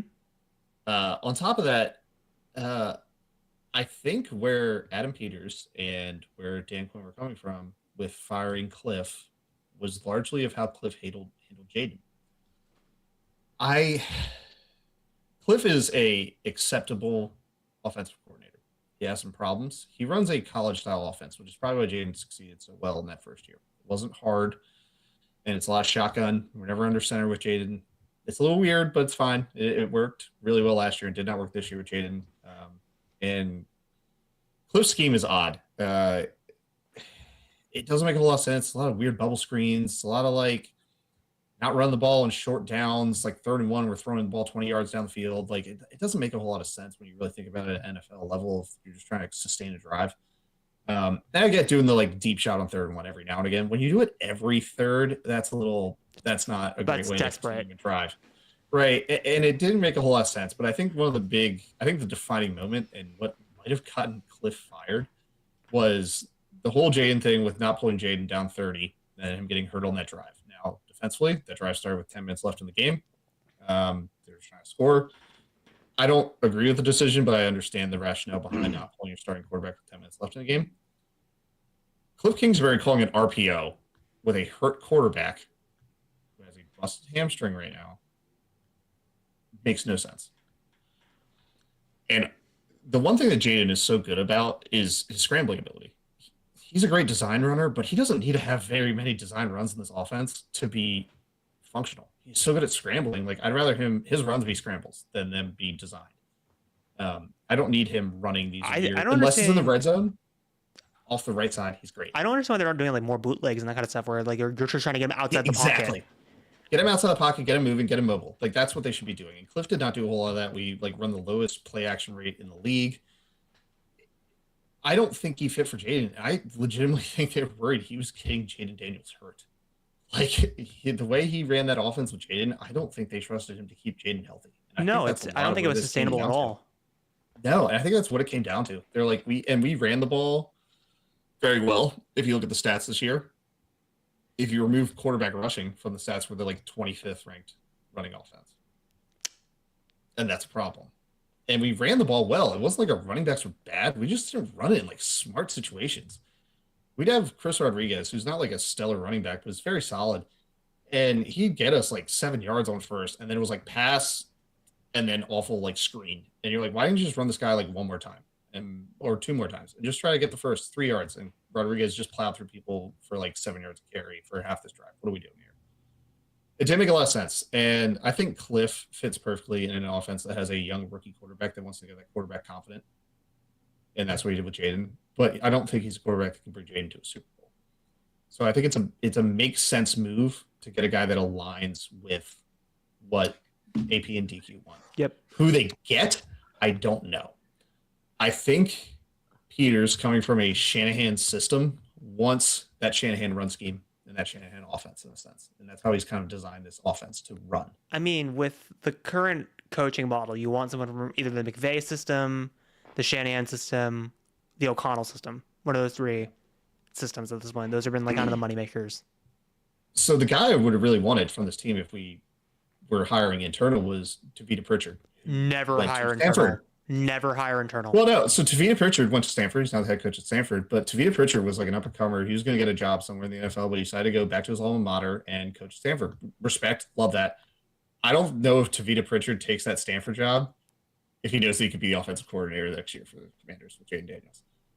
But here's the thing. Pritchard is a very solid player. David Blau is the other guy on our team right now. If we go internal, that is getting y'all better. No matter what, y'all need to interview people because going just settling internally. That was a mistake Tampa made with Josh Griswold. It never works. And that's a Tampa problem. Blau and Tavita Pritchard, I think, are guys that could have been good offensive coordinators in this league. And Blau is getting interviewed for the Lions OC job like now. So he's a guy that's a hot commodity. That's like a quarterbacks coach. That's like young, up and coming, very smart mind. The guy that intrigues me is the passing coordinator of the Rams. It's Nathan Shalonise. It's a Again, the Rams are like the hot commodity no matter what. And so you're not going after Mike LaFleur in that sense. Oh no, he's head coach. He's head coach or boss. He's gonna be a head coach. And Shalise, passing game coordinator, I think he fits really well with this team. I think that runs an offense. That's what Adam Peters is designing and building, and Dan Quinn wants to run. I think you probably get someone out of the Shanahan McVay tree, more or less, for this team at this rate. I think that's what they have to do. It's what makes sense. I'm just intrigued to see what they end up going with. And DC, I don't know what they're going to do. I could see the Shanahan tree just because of Dan Quinn's connection to Kyle Shanahan when he was head coach of Atlanta. Well, and Peters coming from San Fran. Yeah. Built a lot of that stuff. And I think they go Shanahan tree or McVay tree. And I'm fine with that. It's okay. But Cliff was not the answer for this team long term. I think it sucks now because Cliff ran such a good offense last year, but seeing some of the deficiencies this year and a lot of injuries, wasn't the best. And I think they fired him early too, just like I was saying earlier. I don't know if you're a offensive coordinator that is like in between and the Raiders offer you a job and you're like, well, I could go work for the Raiders, but I'm gonna get fired and then get stuck in purgatory forever, or I go work with Jaden Daniels for a year and then I take a head coaching job next year. Right, like that's kind of your logic too. It's you could get a job at Tennessee or Las Vegas, but is it really fucking worth it? No. Yeah. If you think you have the potential to maybe go to a higher flight team, a Tampa Bay, something like that in a year when they have a head coach opening, do you just hedge your bet for 1 year? I don't know if it's a head coaching job in the NFL. You're probably going to take it, but there was reports coming out today that like Washington might get a better OC than some of the head coaches that get selected. Right. I would rather if Dan Quinn doesn't work next year, you can climb up the ladder. Similar in a sense to Ben Johnson, right? Ben Johnson had a head coaching offers, was like, I'm going to stay with Detroit for 1 more year and then take an offer I really like. I could see something like that happen and be like, I want to get out. Yeah. Somebody. As a Tampa fan, I deadly want Clint Kubiak, but I could see Clint Kubiak doing the same thing with Seattle. So it's anyway. I'm excited to see what happens. We'll be intrigued. Don't get excited about Cliff. Not to go back to Damon Williams. Oh, God damn it. So apparently he entered the transfer portal with a no contact. So there's already a team that's already claimed him. Oh. Who the fuck claimed him? I have a sneaking suspicion. Don't say Nebraska, you homer. No, I wish. That would be awesome, actually. I'm gonna throw a team out here, and y'all are gonna call me crazy. I think he's going. Probably dead wrong. Ooh, actually, hold on. Indiana hasn't picked up a quarterback. That would make sense. Kurt Cignetti, fucking Indiana would be crazy if he ends up there. That it's not crazy. That actually sounds plausible. The thing that boggles my mind was the reason why I don't think Jedd Fisch left Washington was because I think he was 100% confident that Damon was going to stay with him, because Damon has always stayed with him this entire, even at Arizona. Yeah. So that's the part where I'm kind of like baffled, where I'm like, why are you leaving Jedd Fisch? Because he fucking jumped on the sword for you. Also, Aiden Childs is going to Northwestern, the quarterback from Michigan State. So that's interesting. Anyway, NFL wise, you want to get into Bears real quick? Bears can't overcome slow start as they fall to the Lions. They still are the 2 seed, which is very, very good for a Bears team. You should Is it really good for the Chicago? I would rather fucking fall a spot. Because you're playing Green Bay. Here's the thing, Luke. We'll get to it when we get to the bracket. That isn't a good matchup for Chicago in round 1. We'll see. That's not good. You want to fall a spot. I think this is a great year for the Bears. regardless whether their seeding's 1, 2, you should be pretty happy with how much the team turned around this year. Here's the thing. I wish George was here to actually have this discussion because I was talking about this with Char. This isn't a good way to enter the playoffs. Getting punched in the mouth 16-0 for 3 straight quarters and coming back in the fourth. Yes, oh my God, they almost came back to that loss. Cool. That kind of loss before the playoffs, that's not going to win you championship football games. We'll see. Because the Bears, think about a lot of these Bears wins, Luke. Fourth quarter comebacks. A lot of it. Is that sustainable in the playoffs? Probably not. I mean, the Chiefs did it last year. They didn't win the Super Bowl, but they played every single game to a 1-score game and won 15 straight. So it can be done. It can be done, but I don't think we'll get to it when we get to the bracket. We'll see. Aaron Rodgers leads the Steelers to 3 comeback wins to steal the AFC North. Got a feel for Loop. That oh my really God. fucking sucked, especially Dude, when you were that. I don't know. bad. We're all of us watching that game. God. We're all 4 of us watching it. Well, I fell asleep. Dude, the last 5 minutes, I'm going to say it right now. Top 5 game of the year. The last 5 minutes were fucking insanity. 2 Lamar bombs, I think both were 50 plus, to cut back the lead. And Rodgers just kept bringing that team back every fucking drive. Again, this loss isn't on Lamar. Lamar was playing out of his fucking mind. I think this is Lamar. I think honestly, this is one of Lamar's best games he's ever played. He was fucking willing that Ravens team to fucking victory. John Harbaugh fucking screwed the pooch, is what happened. They heavily gave the ball to Derrick Henry. I think they gave him like 20 times in the first half. But I know how many times they gave it to Derrick Henry in the second half? Oh, like it was like nothing. Yeah. 5 times. That's been maybe the biggest complaint of all my Ravens fan friends. How in the fuck do you not give the ball to Derrick Henry? Like, I would give him like 50 times in this game. He was winning you the game in the first half. It was working to a fucking T. I get it became an offensive shootout, but at that point they should have started playing time of possession. Because you knew because when it started going crazy, when Rodgers and Lamar started going back and forth, I knew Rodgers was going to fucking win that game. It just started getting crazy, and I was just like, they keep giving Rodgers too much time. Even with Rodgers' age.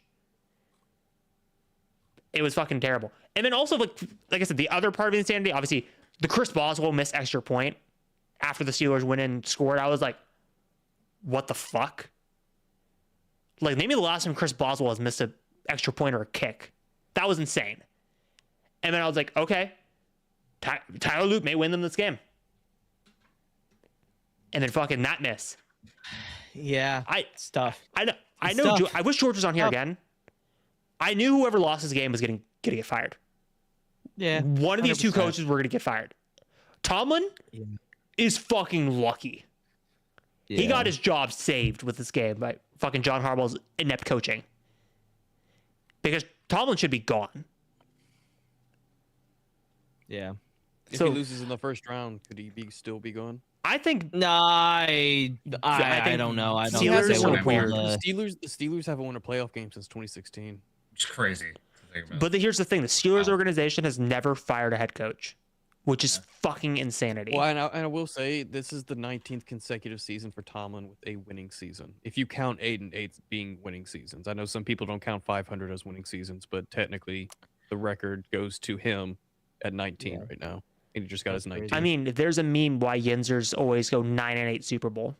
There's a reason why they always do that. Yeah. Because they generally believe that they just go 9-8, that maybe one year they'll get lucky. Yeah. All right, boys. Bracket time? Well, yeah, bracket time. Let's do it. Bracket time. All right. We're starting with George because he's not on the episode and I already have his bracket. Pretty much. Hold on. I gotta actually I gotta look at my text messages because George sent it to me. While here doing this, I will say I think Pittsburgh goes in the same bucket as Ravens fans. Moving on from Harbaugh was probably the right move at this point. Y'all don't know how. Okay, I'm starting George's bracket. This actually shocks me. I don't know. Luke, get ready for George's bracket. Oh no. What? Get ready. Pittsburgh and right. Baltimore, come All talk to right. me All when you right. watch James Zorn coach your football team. So we're gonna start in the Oh, NFC. God. George, in the Packers-Bears game, picked Green Picks Bay. the Packers. Yeah, of course. And Wow. Sure. Good for George. obviously Rams. He went Rams. Duh. Hedge your happiness. Then he Yeah. went San Francisco for the upset in the Philly game. Yeah. Then AFC, he went Houston. Okay. Then he went Patriots. Ugh. Then he went Jaguars. What? Then I don't think that's out there. I don't think that's out there. That is very much out there. He went Houston Oh, over fuck Denver. me. Patriots over Jags. Oh God. Seahawks over. Okay, he got the seating wrong, but I don't care. 49ers. And then he went Seattle, New England. Oh my God. No. Seattle wins the Super Bowl, gets their revenge. Okay. I like that. That's a fun storyline. I like the. All right, who wants to go next? I'll go mine. Okay, who do you got? What is our AFC and NFC? Starting AFC. Okay, Are we doing that? We have to do this in real time? Shit. Hold on. Chargers over Patriots. what in the fuck? This is a spiteful pick. Actually, no, go Patriots. Do mind. you know that the Chargers' offensive line ranks? Yes, I 30 understand. Do you know Joel 30 is second not and playing pass. for this team? Yes, I understand. Yes, I and understand. 32nd and run. I don't know how they've won a football Give game me, this year. give me Buffalo. Give me the Texans. Okay, give me Buffalo to go to the AFC Championship game. Oh. Give me the Texans. Go to the AFC Championship game. Oh. Give me Green Bay because I think they're probably gonna win. They have a lot more.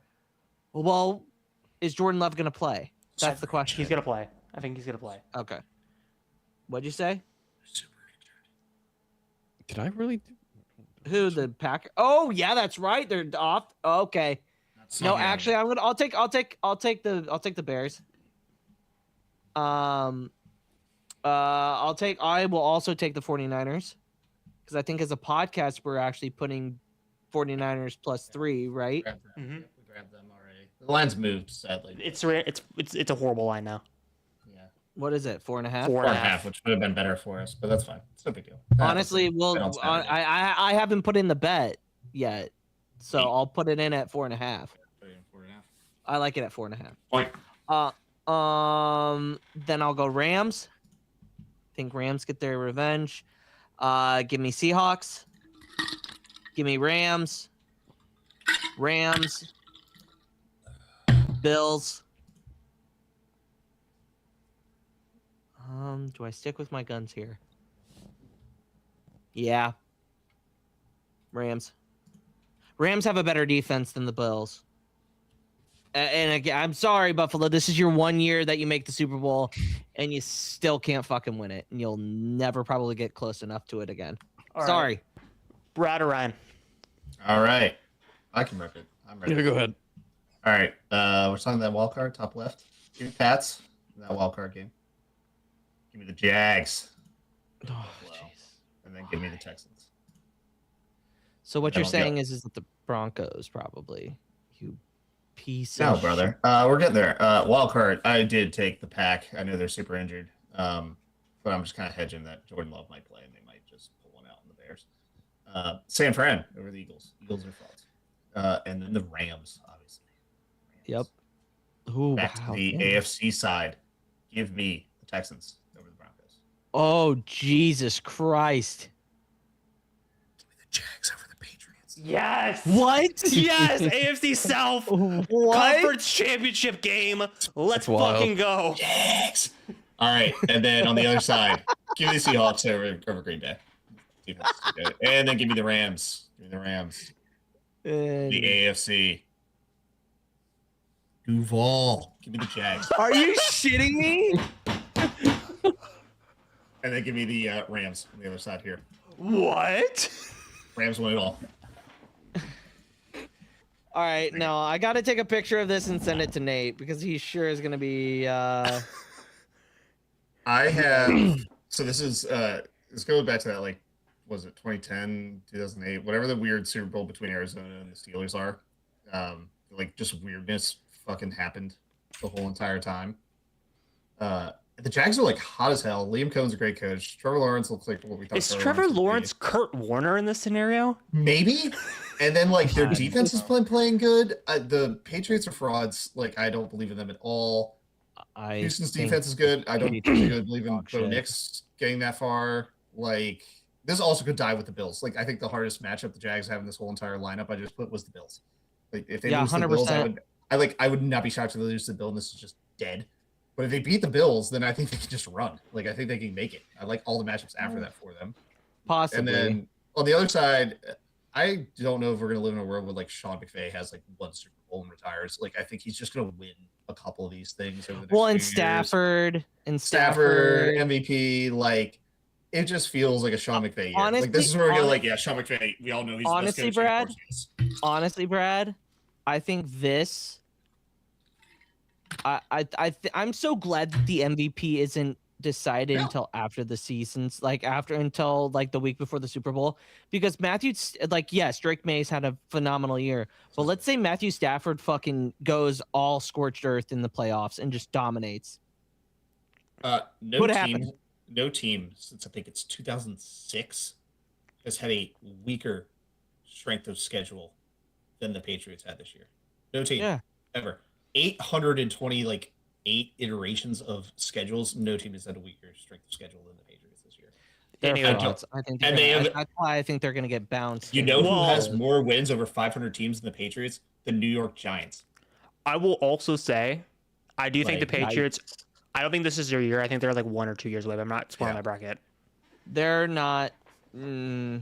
But this really comes down to I think things are going to get weird on the AFC side because there's AFC. I genuinely don't know AFC side. NFC side. I legitimately believe whoever comes out of the Jags Bills matchup could go to the Super Bowl. I think that's kind of where I'm clustered. I kind of agree with that.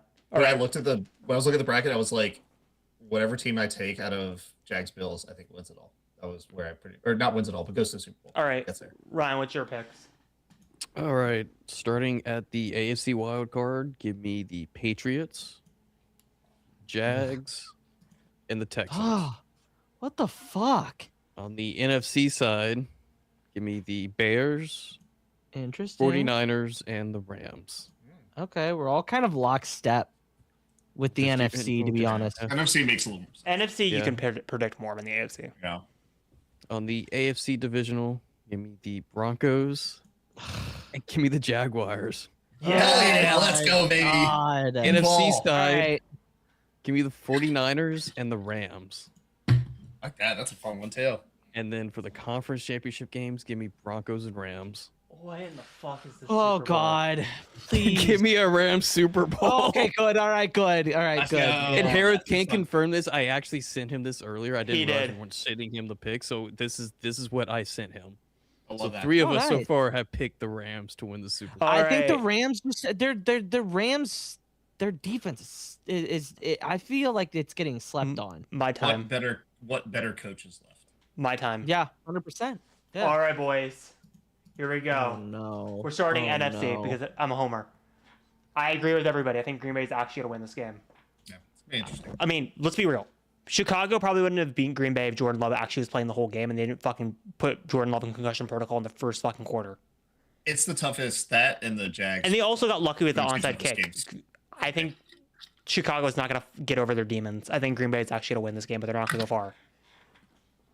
I agree with everybody. I'm going with our bets. I'm going 49ers. I just think it makes too much goddamn sense. Philly is just having too much fucking mistakes right now. They're going to have a meltdown. All right. Obviously, NFC stays the same. We're all fucking lockstep on that. Now let's get to the fun side of things. Oh, God. Patriots. Houston. Man, where do I go? Do I go with Josh Allen and the Bills meltdowns? Or do I go with Duval? Duval, baby. Duval. I'm going. I trust the in my coach. defense, I wanted the Bills in the Super Bowl, but Same. I did too. don't think the Jaguars. I don't think they beat the Jags. I don't think they beat the Jags. I think the But NFC here's the thing. comes out on I think no matter what no matter what Buffalo got, I think they were fucked either way. New England, I think, would have beat Yeah. them. I think Jacksonville would have beat them. I think they were just cooked from the start. NFC. Give me Seattle. Give me Seems like a homer pick. the Rams. Give me Houston. Give me Jacksonville. No. Yes! Yes, Aaron. No. Give me Seattle to do it in the playoffs. Sam Darnold's going to have his fucking moment in the playoffs and actually get it done. Give me Jacksonville. Duval. This is fucking stupid. Defense wins championships. Sam Darnold actually gets it done.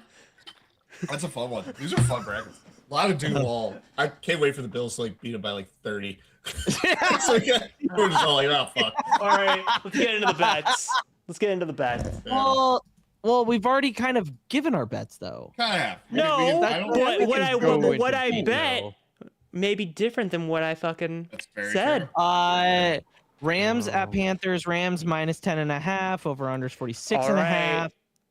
Rams. Hey, Luke. Rams money Luke? line. In this game. This is my Super Bowl. Remember what I But- said?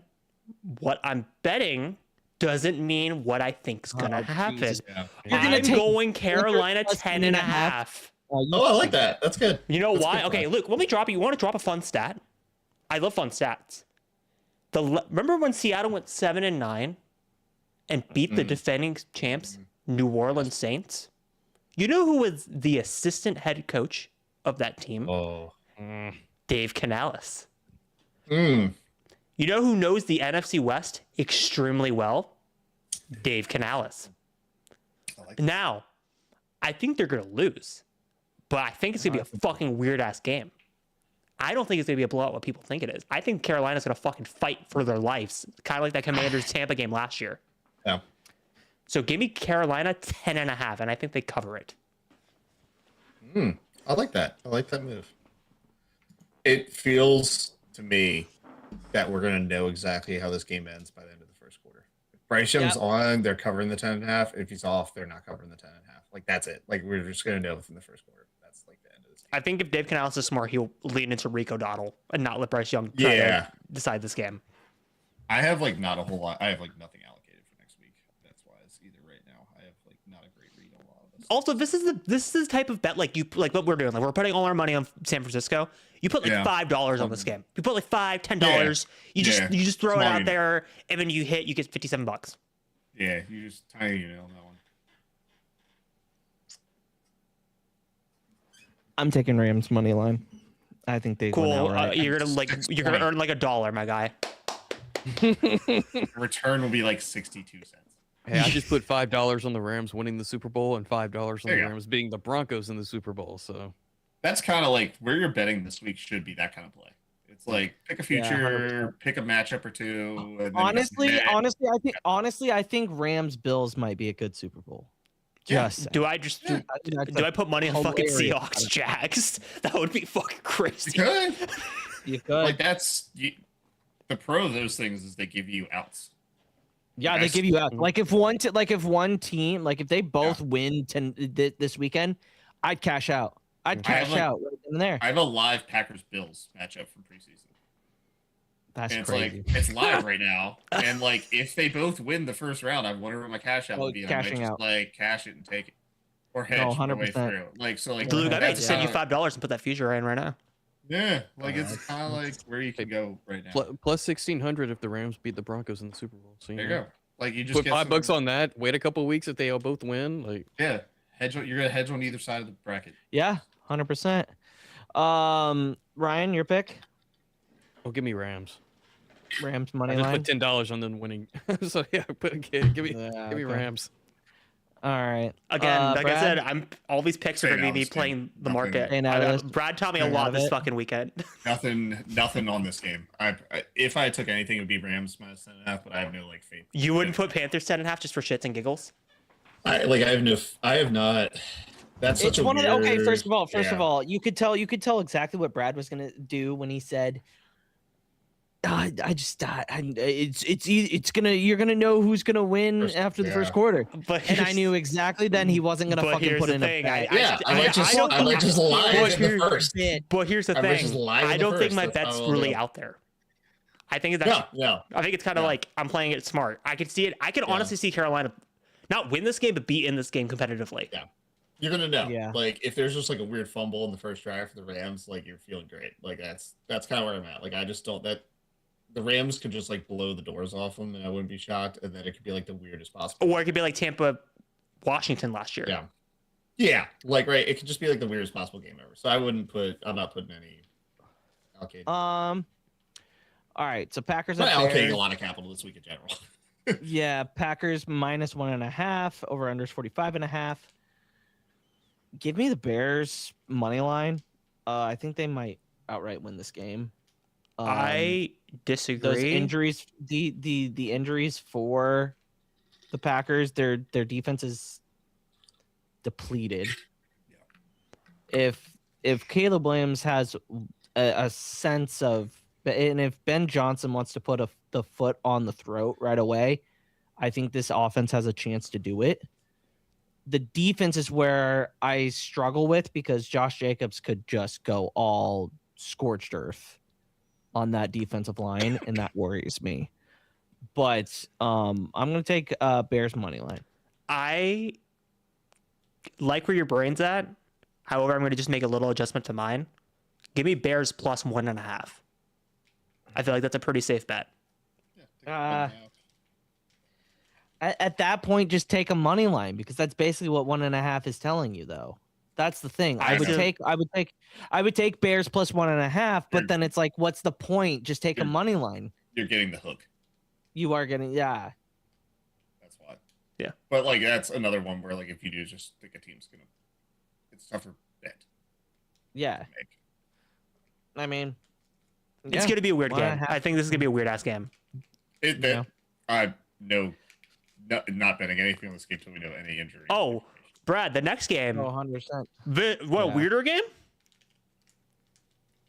Ryan, what's your pick? Bears money line. Bears money line. And Brad's not touching it until next week. Until I get any injury. I'll go Bears money line just to fucking follow you guys, but I was thinking. All right, spread. time out. Okay, if that's the case, then final bets. Like you can't make any changes. Saturday noon. I don't really Like, this change is- it. If we're okay, all right. Wait, what is this Just for? saying. What? We'll next season we'll talk how we want to do the. I still think records, That's like the whole I think thing. records and bets should be two different Two different things. things. Two different. We will get there when we get there. Do you know So what I'm probably Ryan- doing that game is like an anytime touchdown or something like that. But I don't know. Yeah, probably. Ooh, like a DJ Moore anytime touchdown or Yeah, the Roma like Dunze that's- anytime touchdown. These games when it comes to playoffs, if I don't have a good feel on which way I want to bet a side or an over under, like, and I'm gonna watch them because they're single time games. Like, I'm just gonna probably throw like a cheap anytime touchdown on somebody just to have something to root for. Yeah. It's not a money making strategy. It's just a fun thing. All right. Bills at Jags. Bills favored by 1.5. Over under is 52.5. Give me Bills. And give me the over 52.5. I think that's a solid bet. I was actually legitimately gonna pick the over, but give me Jags money line. Yeah, Bills and the over only- 52.5. Not only do I feel good if the Bills end up winning that game, I just like the line in general, and I like Jacksonville in general. So it's like I think it's a kind of a win-win situation. Yeah, I would agree with that. Ryan. Now give me Jags. All right, and Brad. I'll probably snag a Jags line at some point this week, so that's where I'll go. That's All actually, right. if anyone's doing money line, I think that's the line you jump at. Yeah, Jags line is pretty. The Jags are the Niners line. Yeah. 49ers at Eagles. Eagles are favored by 4.5 now, which I love our 49ers plus 4.5. Over under 44.5. Give me Niners plus 4.5. I think they might just outright win. I think there's a lot of distractions. What Harris was talking about with the Eagles right now, they don't really have a huge identity. They've had an identity crisis this entire year on offense. This 49ers team is probably going to want to avenge that NFC championship loss in 2022. Remember that 2023 year? Was it 24 yeah. when the Niners went into Philly and just fucking put belt to ass? No, that was 22. No, 23. No, after the NFC Championship, regular season, the Niners walked regular in season, and fucking kicked the shit out of Philly. Yeah. Belt to ass. I think that's going to be on their mind. I also think that the 49ers have a lot of playoff experience. Yes, the Eagles won the Super Bowl last year, but this team, like this offense, is going to be healthy, and I think the 49ers have a pretty good chance of making some moves. I'm going to take 49ers plus 4.5. I just don't trust Nick Sirianni in general. I don't trust Kyle Shanahan, but I trust Kyle Shanahan just a hair more. Yeah. He's yeah. Brad? Niners plus 4.5. Yep. Lockstep. Just kind of believe in the Niners right now. I just believe in them. I know they laid an egg. 100%. And then Ryan? Niners money line. Nice. Chargers at Patriots. Patriots minus 3.5. Charger over unders 46.5. I really just don't want to pick this game. No. If I could have both teams lose, I mean, if Ryan got to pass on fucking... You can pass. You don't have to bet on this. I'm passing this shit. Yeah. I'm passing on this. If I had to choose one, I'd go under 46.5. I agree. If I'm going to play anything, I could also see New England just fucking running them over. I mean, you could take team total for the Patriots. I would take team total, which is what 24.5. So, if you're like, this game feels like Monday morning, we're like, how the hell did the Patriots just lose on the last second field goal to the Chargers? Like that's it what this game feels me. like. Or that's where I'm like leaning, but I'm not nothing allocated. But here's the other thing, like. Even if the Chargers win this game, they're not going far. No. So it's like, but they would have. That's a big upset because everybody's been saying, "Oh, the Patriots are back. The Patriots are back." I also love how in everyone's Super Bowl picture, I think George was the only one that picked the Patriots to go to the Super Bowl, which is funny. Yeah, I think he did. Yeah, fuck the Patriots. I have no faith in that team. Yeah, neither do I. Ryan. Give me Patriots money line. Patriots money line. Okay. All right, and Texans at Steelers. What? Texans favored by -3. Over unders 39.5. I am taking the Texans -3. I think they win this game outright. Fuck the Steelers. And yeah, that's my only play on that one. Ryan? Give me Texans money line. Yeah. Maybe Mike Tomlin loses his job after, not winning another playoff game. Yeah, we'll see. Brad? I would lean Texas -3. Like I said, I haven't allocated anything yet. Yep. That would be my lean on that. That's what I'm thinking of too. Harith? I would also lean Texas -3. However, I would add a caveat. I do like under 39.5.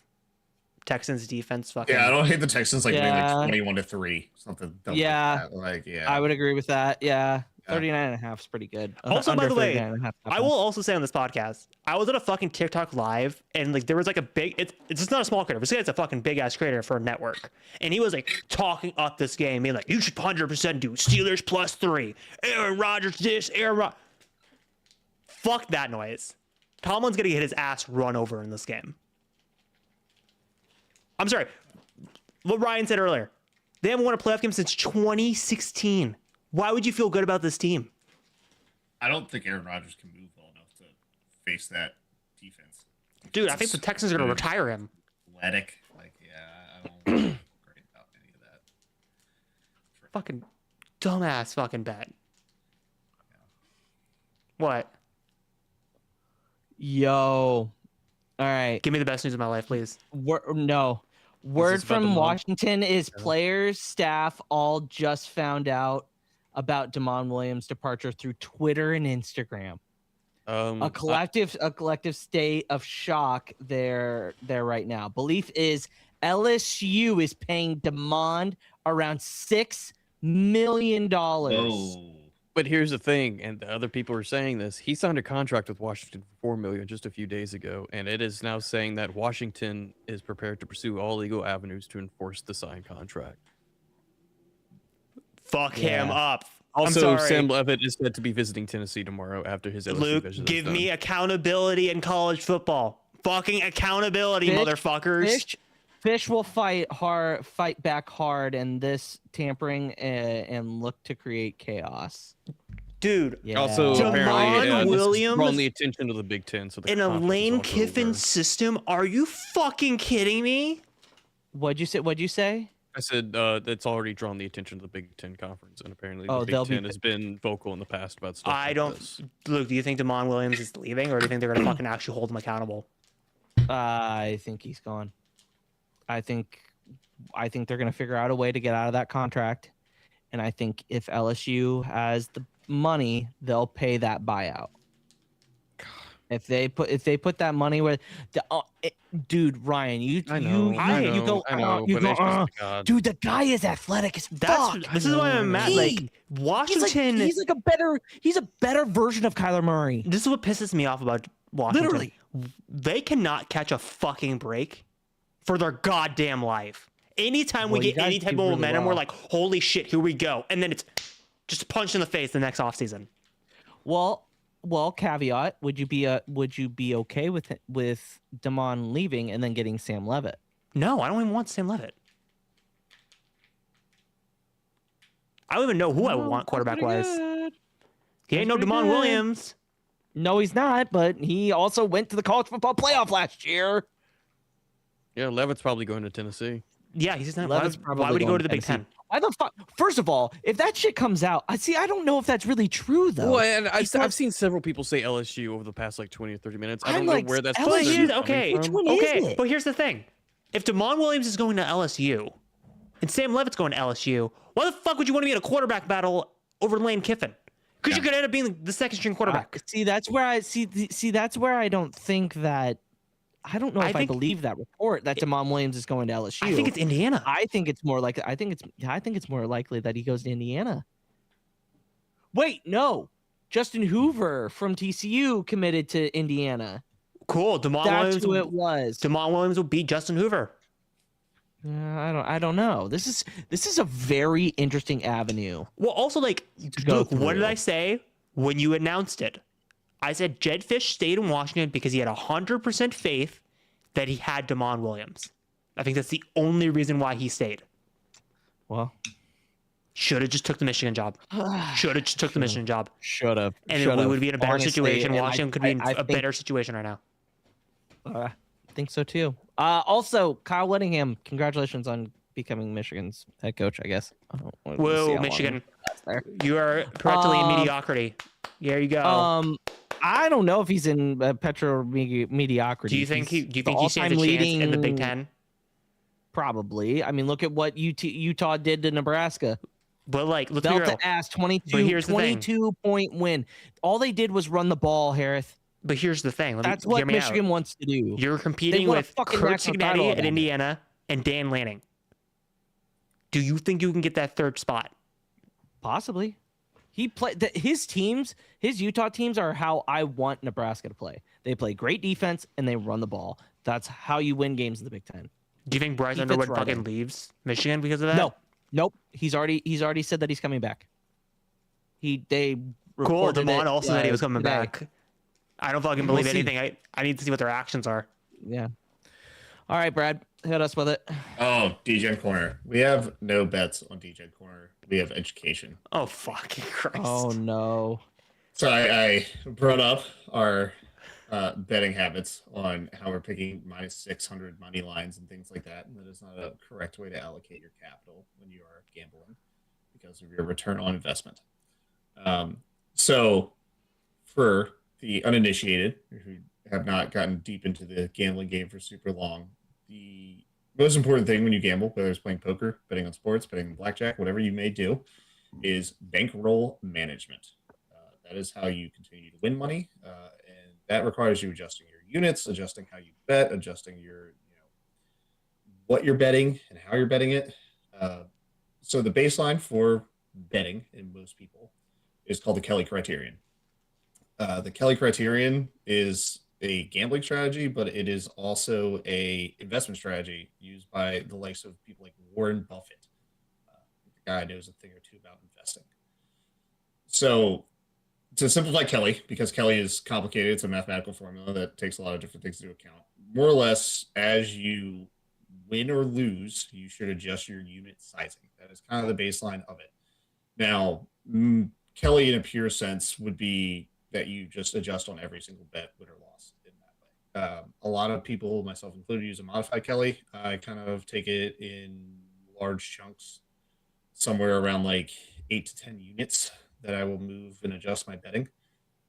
So if I'm up a bunch, I will start moving it the other way. If I'm down, I will move it the other way. What Kelly will do in more or less in certain terms is not make you go broke, because as long as you are a slightly winning bettor, you can start moving your money up. And that precludes you from betting these terrible lines. And that's why your record, when you see betting records online, they're useless.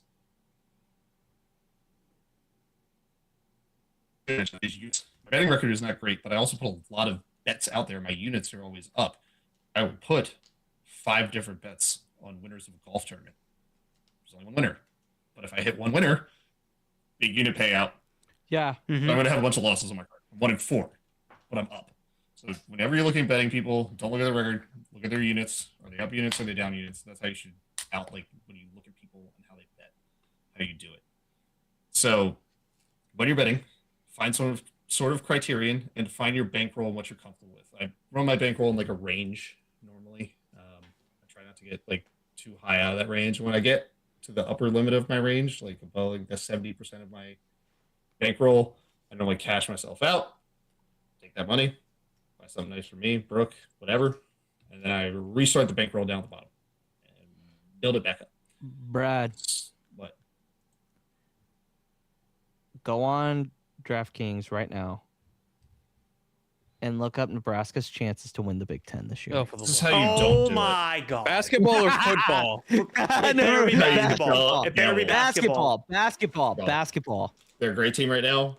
It's probably not the worst bet in the world, but you have a Michigan in that conference that is like the most dominant basketball. They literally almost just lost to Penn State tonight. So futures also a different thing. You have to think about futures. Like I like looking at over-unders in preseason for team wins, things like that, but they're almost always minus 110 either way, which takes the VIG into account. And then you're allocating a whole unit for a whole entire year on one bet. That has a lot of variables.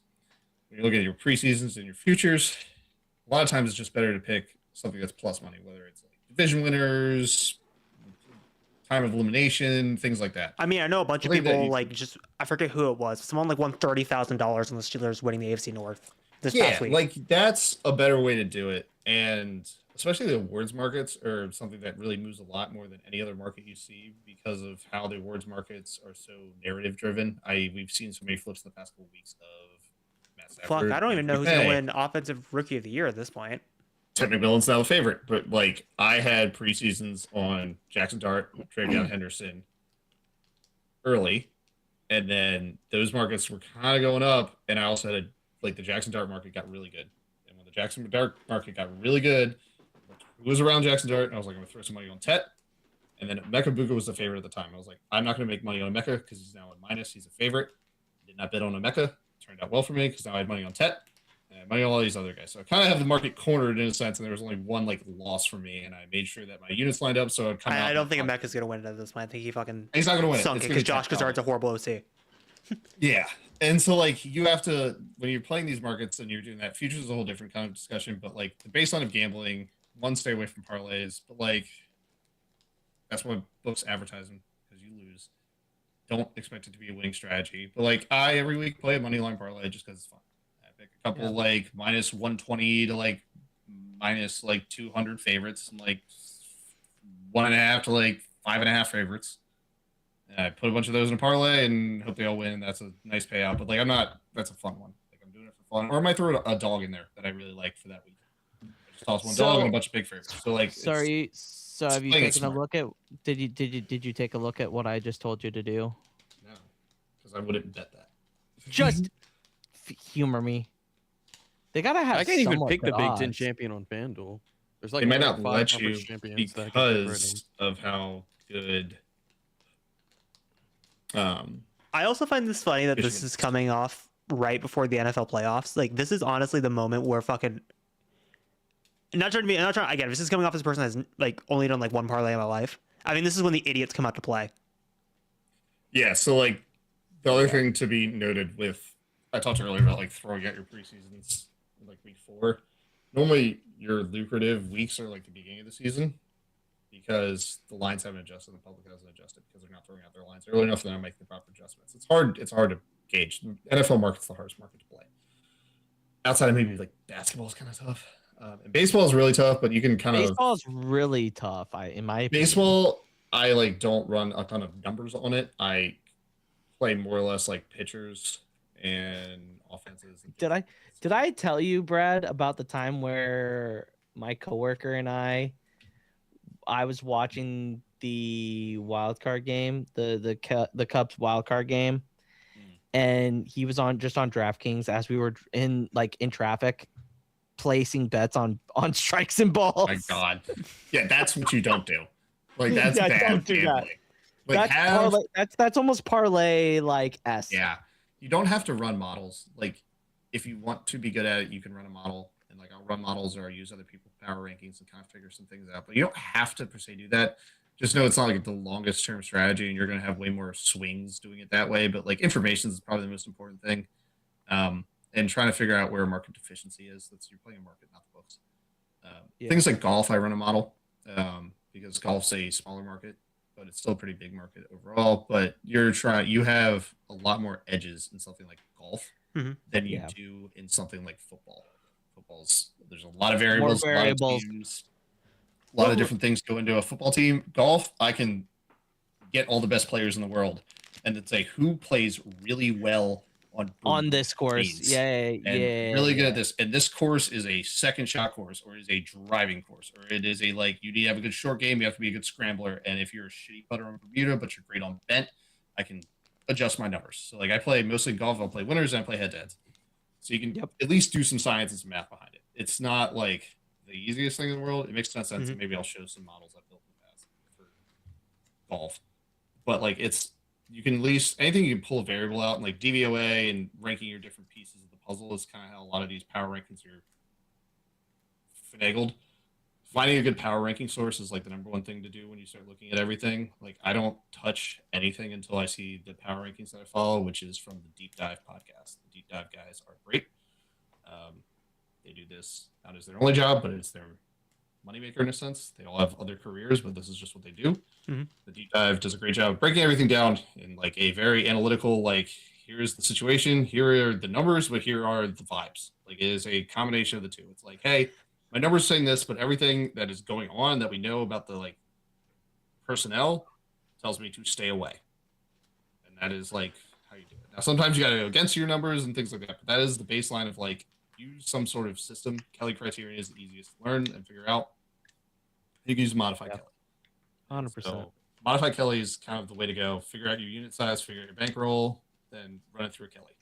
And just figure out what you should be betting. Your unit should be 1 to 2%. If you like something, multiple units, but don't vary your units like a crazy amount until you get up a lot. I don't, like I said, I do it in like big chunks, whereas Kelly technically requires you to move them every single time. I don't, no. Yeah. Too much math. Don't have that kind of time. Not my full-time job. Same. All right, that's gonna be it for this episode of Gridiron Guys. And if you have a problem, Brad, call Gambling 8100, you motherfuckers. What do you mean 1-800, you idiot? 1-800. Your bankroll should be small compared to what. Hey, do not Big pull dollars. like what some people we know. Dollars. Do not pull like what some people we know and bet like $400, which is not your 1% or 2%. Yeah, no. This is a hobby. Single Yeah, digits. Do is a not hobby. put your This is house single or your digits. rent money. This is a hobby. on Yeah, fucking this is a gambling, hard- you idiots. Like I said when I was looking at these things, I'm like, I'm gonna toss some bets on like anytime touchdowns, things like that. That is because it's fun. That's fun money. Fun That's fun money. reading That's for it. It's we're fun. not trying to make $1 No. million in one night. Right, And I'm you're about not to go going do to, a whole you- playoff parlay. Don't mind me. $50. But that's fun. Put 10 cents on it and let it rip. Don't put your rent on it. Yeah, don't. Right? Like All that's right. the thing. Like yeah. And make it also, fun. like, have not like fun. be like Yeah. the Kurt Warner ad, but like also don't fucking like if you lose on a bet, don't fucking like try to run after it. Just Don't fucking chase. let it be. Let it be. Yeah, don't chase. That's the worst. You chase and you're gonna be chasing your fucking tail the entire time. That's why the betting, sports gambling is for the rich. It's an addiction. For the people that can afford to lose units at an alarming rate. Like We'll those, have, this like, is what pass their downs. people are for. I will 100%. go like up and down 10s, 20s of units in a month, like between months, and I just keep going. But like I'll drop what I and like I will bet a lot less, and I will take less risk. Yes, 100%. If I have a bad month, I am betting a lot less the next month. I'm just Yo, 100%. and here's a That's crazy saying- concept: if you're down units, don't bet. yeah. Crazy I'll idea. take, I'll take a week off. If I don't like anything, I'm not going to bet. No, 100%. 100%. All right, Ryan, where can the good people follow you on the social medias? They can find me at RyanPW_ over on Twitter and TikTok, as well as every Thursday on the Pod Ones talking Star Wars. We got a lot to talk about. We got 2 episodes to talk about, not 1. Well, and the Dave Filoni news. Oh yeah, but it's from Yeah. Puck News. I don't really trust Puck News. They come from people who wrote for the Hollywood Reporter at one point, so there's Cool, some I still don't liability trust there. Puck But I was News. gonna say the person who wrote it apparently has done this multiple times. We can talk about it Thursday. I don't give a have fuck opinions. about Puck News. I made a TikTok. I need about to it. see I have Deadline. I need to opinions. see Variety. I need No, Hollywood I Reporter. 100%. I don't- 100%. I don't trust any of this shit. 100%. Anyway, Brad. Like I said, I don't use my socials. But also, We just do it for the bit at this point where we ask. Where can So we find you, Brad? nowhere, but I have decided where Club I'm landing. Penguin? Facts. Club Penguin? Club Penguin, obviously, I'm on there. Gamblers but Anonymous. Gamblers Anonymous will be at your meetings. Brad, Brad, are you you're in random? He Brad, will be your sponsor. Brad, are you in random TikTok lives telling people what to bet on stupid shit? you know, I don't. You should. So Brad has an my- anonymous TikTok account with like a mask Yeah. and it's like telling people to bet on the stupid. I'm the Burt Peanut guy. / gambling. He's the whale on Instagram. Have you seen that Yeah, I'm the fucking whale? I'm the whale. The guy in Anonymous the whale. whale costume on Instagram Reels.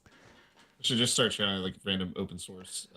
No, like I'll see him pop up and it's just like I swear he's like fucking like 50 units up. He's just constantly fucking. I can see him Brad, being Brad. I figured out where I'm going with my fun facts because I love golf. Oh no. My favorite thing in the world. No, these are normal. These are actually good fun facts. They're not like ridiculous and cancelable fun facts. So, they're one of my favorite follows on Twitter. Justin Ray always does all these crazy Tiger Woods facts every year that just boggle my mind. But my favorite ever Tiger Woods fact I ever heard was that in 3 years of playing competitive golf, from what was it, 2003 to 2005, he missed 3 putts shorter than 3 feet, and it was like 500 something putts. It was like the most insane thing in the world. Makes no sense. Crazy that could happen to like a real human out of nowhere. So we're gonna get a lot of like Tiger facts. I think that's where I'm going. That's where I've landed. I think we're just doing a lot. Of All right. I like that. Okay. I like that. Harris, where can good people follow you? Well, you can find me as per usual at Harris Productions on TikTok, Instagram, and Threads. Of course, you can find me at the Pod Ones, as Ryan already mentioned. And of course, you can find me here for Gridiron Guys as the playoff insanity continues and see if we actually fucking win this bet. We'll see. 90 big ones on 49ers plus 4.5. Yikes. We'll see. We'll see. We'll see. Oh my god. Just to end it on that. Fucking Lane Kiffin. You can find me at egghead2123 on Instagram and Twitter. You can find us at Gridiron Guys on all social medias. You can follow me at Jedi Master Eggs and the Pod Ones as well. We will have 2 special guests for next week's episode. The boys from Never a Doubt Pod will be joining us to break down the semifinals of college football and the first round of the playoffs in the NFL, transfer portal, everything Nebraska, everything. One of them's a Raiders fan, so obviously we're gonna get that back and forth. Yeah. So, but that's gonna be it. Good luck this week. Go Niners plus 4.5. We need that. I never thought of saying go Full Niners, squad. but here the fuck we are. Okay, 4.5. 4.5. That's a very good line, or we're just gonna eat shit and die. But on that note, guys, good luck this week. Correction. It was 1,466 putts inside of 3 feet, and he missed 3 of them. Well, there you go. The more you know.